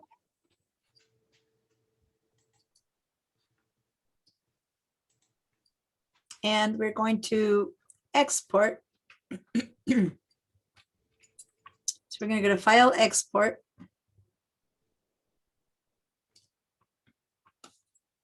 And we're going to create a print. Now, just for us to distinguish one PDF from another, or maybe we could write postcard for print or something like that, just so that later we ourselves can distinguish between one and the other. All right, now we want it to be inside of the second Mexico postcard folder because that's where the one that we're going to send. So I'm going to send in there. And we're going to say save. And this whole box is going to come up. And this is a very important box, so don't just kind of rush through it. Okay, is everyone with me? I don't want to leave everyone behind. I don't want to get here until everyone is here. Are you all up in your PDF box? Anyone is not here and need help getting here? I'm getting 1 thumbs up and everyone else is silent. 2 thumbs up, 3 thumbs. Patricia, are you here? Tim, Mayuri? I'm not there. Okay, so how do I help you get here? Where are you? I don't have the page that you have right now on the screen. Okay, I'm going to So- cancel that. So we went to File, Okay. Export. Okay. Okay, anyone else down there who needs a hand? Maylee, how are you doing? Okay, File, Export. Are you on, you're on VDI, right, Mayuri? Yes. Yes. So go to Google Drive, My Drive, Yes. and then find whatever folder you put your package in and double click that. And now in here, we're going to put in this postcard. And so I just changed the name because there's already a postcard. Okay. And then later you might actually not have the other one in there, or you might be clear for put, and the other one you can put for viewing purposes only. And then say save. And now here is this box that I was at. Maylee, are you with me? Yes. Thank you. Mayuri, but there's someone called Maylee. Mayuri and Maylee are very similar names. Just checking in with Maylee because I haven't heard from Maylee in a while. Lisa, you're okay back there? All right. I'm hoping everyone's with me. So here, this is an important part to find out how to export a file for print. Okay. So first of all, at the top here, it just says high quality print, but this is meaningless. This is good if you're going to go print out of your own printer or something. But if you're going to send this to a printer, a company that prints this, you need to ask them, what setting should I create my PDF as? And every different printer has a different press type, a different setting, a different country, a different whatever.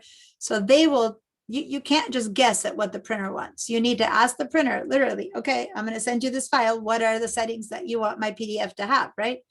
So there's certain settings that are very typical if you're in the States, some that are very typical if you're in China, if you're typical if you're in different places. So you need to find that out. So say that, for example, you go with the first one, the PDF X1A 2001. Certain things here change. So this really makes a difference, right, in what you're going to do. All of these are different standards. There isn't one standard. There truly isn't. All different people, all different printers have different machines that need different standards. So you really need to talk to them first. Say that we choose this one, that this is the one that your computer needs. Then the one thing that you need to for sure do, head over to Marks and Bleeds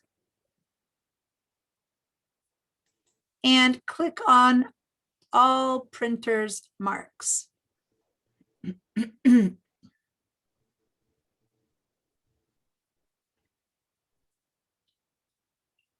If you added bleed and slug, which we did, let's use document bleed settings. Otherwise, they might overwrite it.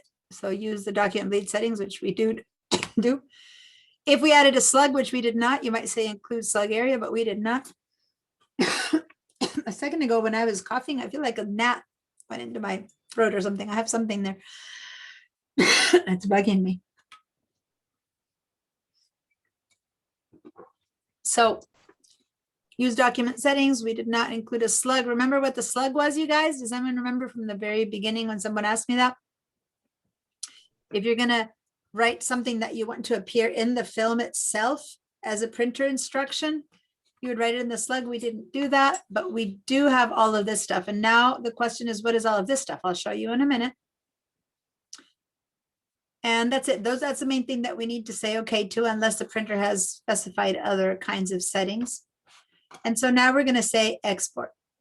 All right. So is everyone with me? You all did that? Let's go find and see how different this is from the PDF that we did before. So here we have the postcard for print. I really don't like that on the PC you can't see the extensions. I'm going to go to this view thing here and I'm going to turn file name extensions. It drives me crazy. On the Mac you can see them, on the PC you can't unless you ask for them. So this it helps because there's 4 postcards here, right? So this is the InDesign file. This is the IDML, which I said is the one that gets done as a security measure. This is the postcard for print we just made. And this is the postcard PDF that was done automatically by the package. Okay, so I'm going to open this one again so that it opens up and we can see it. And then I'm going to go back and I'm going to open the postcard for print. And then we'll have both of them open. So I'm going to double click the postcard for print. And here is your postcard for print. I'm going to make this a little bit smaller. I'm going to grab something. I'll be back in a second. Let me see if I have it in here, because I always bring these to class, but since I don't, I have my folders of all the stuff that I bring to class. I always show these.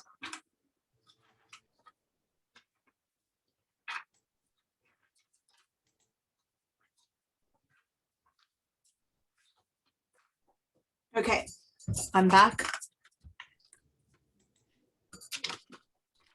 So are you all seeing this? Do you all have this file, the postcard for print in front of you? Okay, so see how different this is, the postcard that got created automatically by the package. And I think you can actually have settings so that the package creates this PDF as well, but the default settings is just a viewing purposes. This is the trim size. This, on the other hand, is allowing the printer to know a whole bunch of stuff. First of all, the printer knows, let me get the spotlight here again. Okay, so this line here, what do you guys think this line is? These two, there and there. What do you think that line might be? No one's speaking, or if you're speaking, you're muted. Say that again. Guides. Okay, Trim line. Guides for what? It's the trim line. It's the trim line. That's the guide for the trim line. That's one that the printer is going to have to go shook, and all of this is going to disappear. One cut there, one cut there. Does that make sense? So all this junk that you see printed all around is going to fall out, because by the time this gets cut out, all of this junk is going to not stay on the final piece. It'll look like this once you use those 2 trim lines. Okay, so that's called a trim line. What's this one here?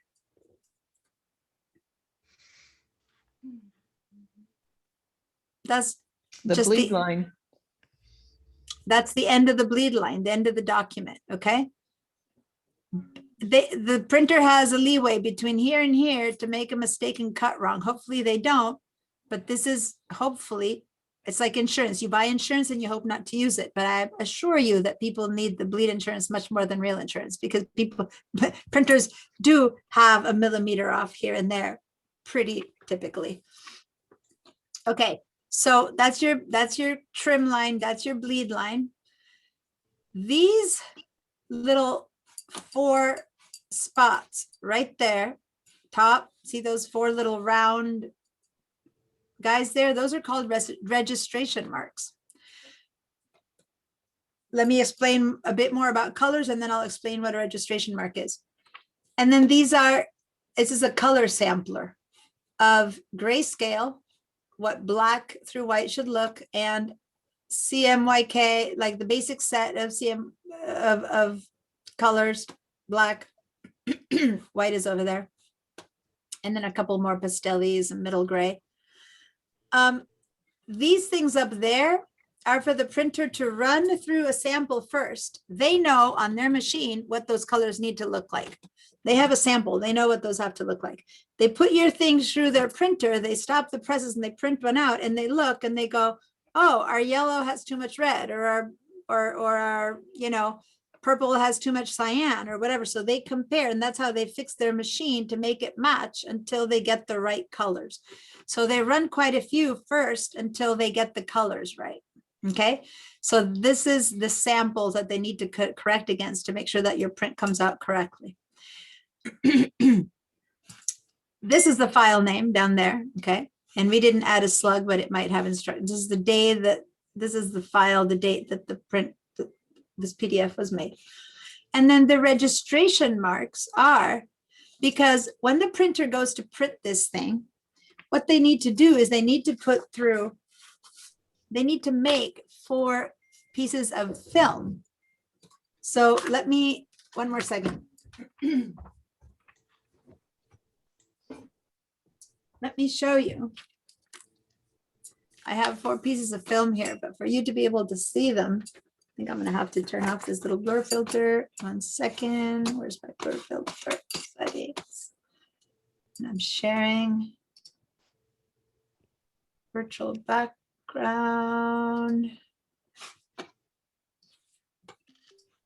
And none. Okay, so now hopefully you'll see a little bit better. So here you have, can you, let me stop sharing for a second so you see this in big. Can you see me big? Go ahead and make me big. Each one of these things, these flimsy things, let me put a white, I've never had to show this on, I need the back. Aha, I'm going to use Andrea's calendar, in fact, because it has a white thing here. So you can see this. This is transparent material, right? And it's called film. And what's happening is that the printer is going to need this. Let me back up a little bit. The printer is going to need to make 4 of these. 1 for cyan, 1 for magenta, 1 for yellow, 1 for black. So each one of these, say that, remember that cyan that we had, was it 28 yellow, 100 black, 100. I need to shed my coat. Okay, I'm gonna stop the sound there for a second. I'm gonna mute Bonnie for a second. Okay, no, that's all right, no problem. So each one of these lets through only a certain amount of ink. So say that we had yellow 28% to make that red, remember? And then we had some black 32%, and then we had 100%. No, I think we had 100% yellow, 100% red, and 28% cyan. I don't remember the percentages, but each one of these guys will let through only that amount. So if this is the yellow, then it'll print 28% yellow. Then they have to put the paper through and everything again, and then run the next one and say that this is black, right? So only 70% black, and only one thing gets black, and so on and so forth. So these things have to be exactly one on top of the other, perfectly, exactly right. So what they need to do is they need to align these registration marks. They have to align one to the other. See what I mean? And that's what those little registration marks are. They're going to have everything aligned so that when they put everything through each time, so here I have all 4 put together, and I've managed to make those little registration points aligned for the image to end up looking, when they're done with the 4th pass, to look perfectly ready to go. I've never had to explain this without being able to, I usually pass these around so people get to see what these are like. Did that make sense, you guys? Any questions about that? Oh, this is Pilar. I just have a comment. Sometimes you get the newspaper and you can tell that it's off. Yes. And So- have you ever noticed in the newspaper, they do a fast job where suddenly you have, or it's typical of, cheap packaging, where you look and you'll see like a little edge of yellow or magenta or cyan, just a little edge of a bright color that's out of register. It's not well registered. And so those little dots weren't well printed, and maybe it starts wrong on page 1, but by the time you get, they print 10,000 of them. By the 10,000th one, it's moved or something. You'll find I usually at school, I have a couple of different of the catalogs that they print, and I'll usually pick up the latest catalog. And in this class, I can always point out some mistake. And it's a well done printing job, but I can always show you guys, oh, look here where the bleed went in and this one where it didn't. You pick 2 from a different batch, and I can show it up in class. And there's always one that has a bit more cut off in the right, a bit less cut off in the left. Or like, the Independent, the News Press, if you pick up a newspaper, you'll see little things that are out of registration. Not always, but a lot. And I have samples here, but anyway. So that's what those little guys are. That's for them to help them register each one of the different films that they're going to need. Okay? Deanna, Yes. the situation where you have an RGB, I almost get the RBG, the RGB. Yeah, I know. backwards. I had know to think, did I say that's a that right? bad name. No, I know. It's so weird because ever since we've spoken so much the last few years about her, it's I so know. hard to not get it. Yeah. Yeah, Red, it green, is. and red, So, green, so and when blue. we have a non-CMYK image in our Yeah. file, I can't remember, that used to be a problem. We'd have to change it over to CMYK. What do we do now? Yeah. No, and I can send you some links. There is so much a controversy, and no, you don't need to change the CMYK anymore. It's hard. It's hard because you don't know who's printing, but basically a good printer now will not need you to change the CMYK. So you guys, what we're talking about with Bonnie and I have been in the business for a long time. Probably she's been in it longer than me. And you used to always have to send a job that went to a printer in RGB in CMYK. So now I'm back. Let me share again.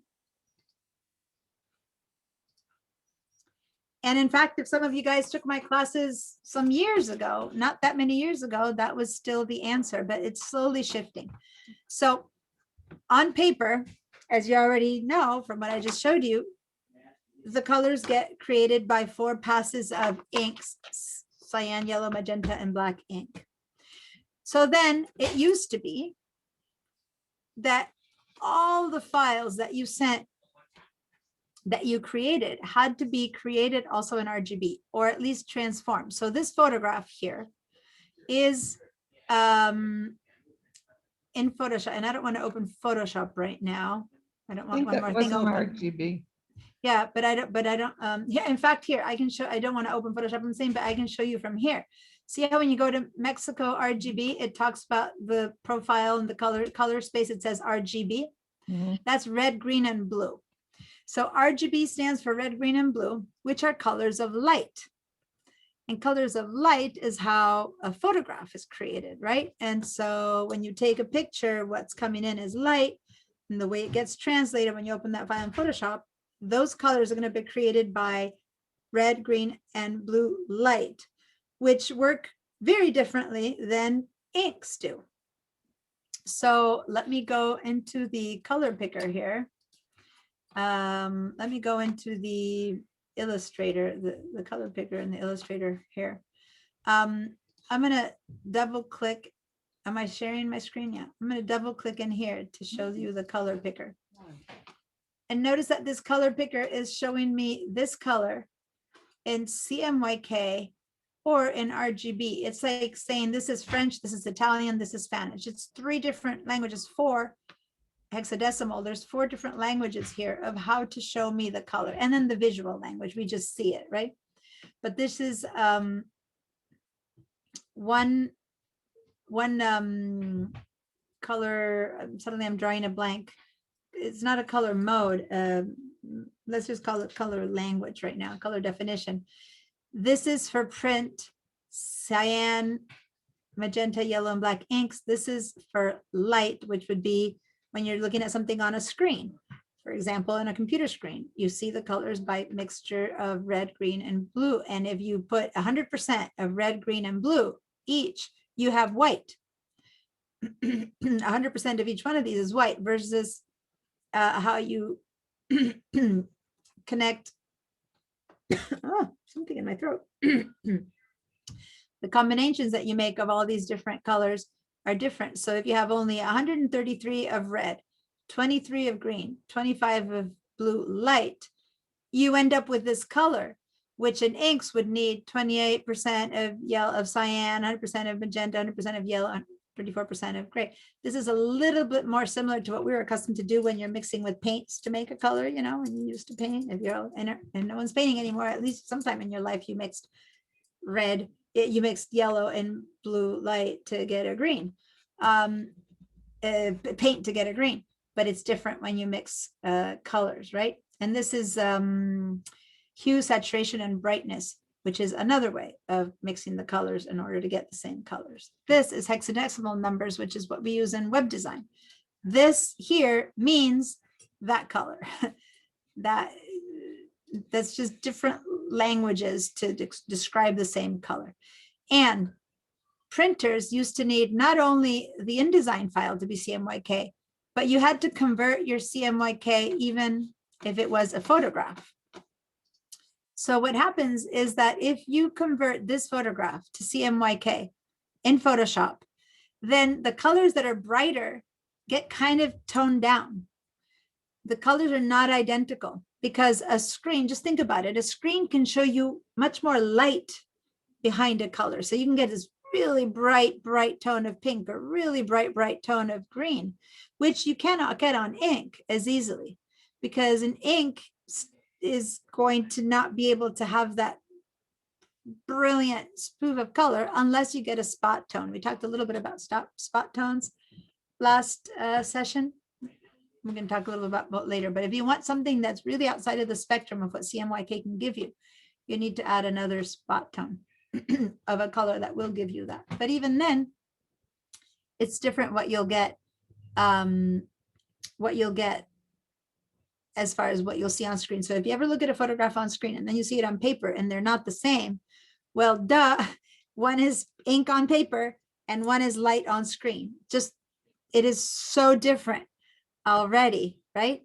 But beyond that, you can try to have them still match the hue and the tonality. You're just going to be limited in the spectrum of what can print. Anyway, so in the past, you had to take your photograph and convert it to CMYK before you could send it to a printer, or they would mess up your job because their conversion wouldn't work well. Nowadays, it's much safer. And in fact, many times, but again, you call your printer and you ask them what they prefer. If they do the conversion themselves, because it will be converted into CMYK no matter what, because that's what the printer is going to print it in. But at this point, you can leave it, the photograph imported as a photograph imported in RGB as this photo is, and send the whole thing to the printer and they'll do the transformation. But don't forget to ask. Sometimes they might say, no, you need to do a conversion for me, but 99% of the chances they don't want that anymore. And what they really want is this. Many people just want this postcard, this PDF, where they have everything ready to go and they don't have to change anything. The times that you might send all these other files is when you're sending a really big job to a printer that maybe there's, you know, you're doing a whole coffee table book or 84 pages of images, and there's a whole complication where if anything goes wrong, they need to get their hands into the file and fix things for you that you can't because you're, they're in some other state and you're over here. But for the most part, a lot of people just want the PDF. What the PDF does is that it doesn't need embedded links. It doesn't need embedded font or attached links or files or fonts or anything. You send just that file and that's all. So you talk to your printer and sometimes all you need to do is end up with this one that has all the crop marks and everything. And other times you need to send this entire package, this entire folder that has everything in it. Okay. And you wouldn't know until you ask them all that kind of stuff. All right. So the important thing hopefully I taught you is communication with your printer, first of all, because they might have a different idea. But even this PDF, this is important. The PDF that we just created is just a generic one. Each printer has their own requests of how they want their print set up. And anyway, just wanted to clarify that just what we did doesn't necessarily mean that it's right for all printers. You still need to when you do that save as export for PDF, put all the settings in there that your printer will say they need you to put in. Okay. I will say that the last time I sent something to a printer was about a couple of years ago, and I asked him about the RGB, and he says, "Well, it's going to change it a little. Do you mind?" Well, it always will change it. It always will change it. It's gonna change it. Next, now that we're almost done, I'm going to dare open Photoshop because if it does close, it won't be such a big deal. So I'm going to go ahead and click on editing Mexico and it'll open up in Photoshop. Oh no, see, even here it opens up in, okay, so I'm going to go to, I'm going to have to open Bridge and go to Bridge and I'll show you the difference and you can, where did we put them? We put them in new download. Here we go. I'm going to open this photograph. Some are going to be like this photo that's here would be much harder because see how it's got those really bright tones and stuff. This is going to change tremendously in Photoshop. This one doesn't have such intense colors. It might not change so much, but let's open Photoshop for a second. I know class is over. I'm going to show you this and let you play with it because I don't want to hold you much longer. One thing I need you to do, you guys, don't forget, get a screenshot or grab your phone and take a picture of your screen and send it to me to see the work that you've done today. But I just wanted to show you this really quickly because I don't want to leave it like you have a whole week to play with this, but in Photoshop, you can get an idea of how much your photo will change. Over here, this is showing up in RGB. You can go up here to view and you can proof your setup and you can actually choose and see what it would look like.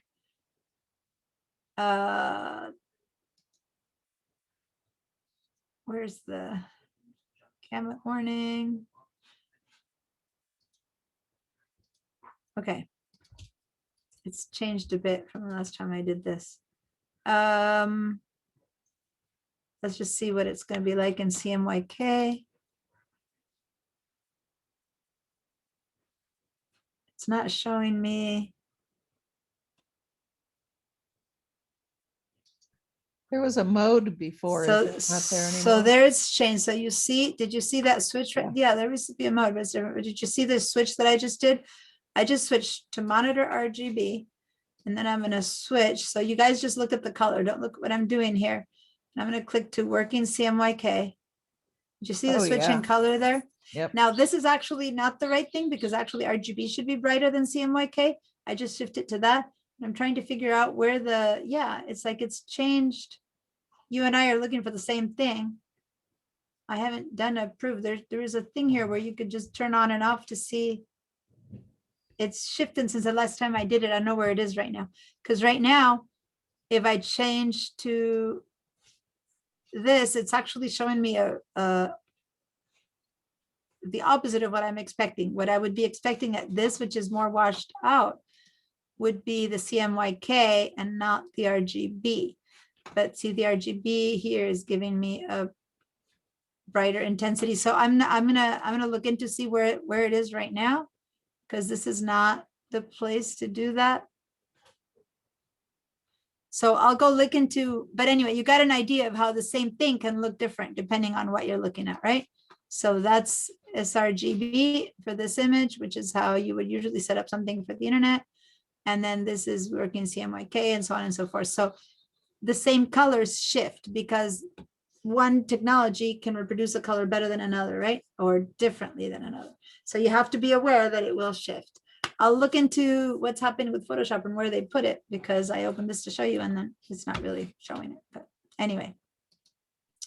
Okay, guys, I'm gonna let you go. Don't forget that if you are in VDI, you need to sign out of, I'm closing everything up. And if you are in VDI, you need to sign out of your, I'm closing all these Adobes. It's under image mode, same place.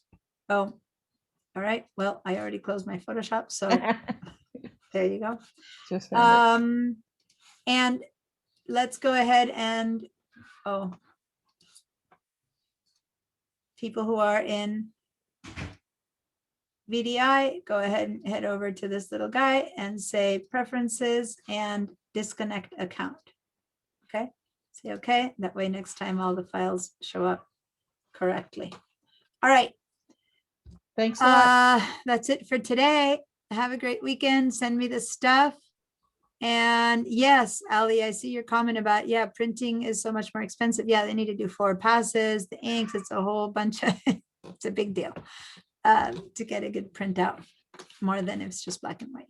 All right. Bye, guys. Bye. Bye, thank you. Have a great weekend. To you. Same to you, Diana. Welcome. Thank you. You're welcome. Oh, good, Ali, to know that there's stuff there for you to learn. Cool.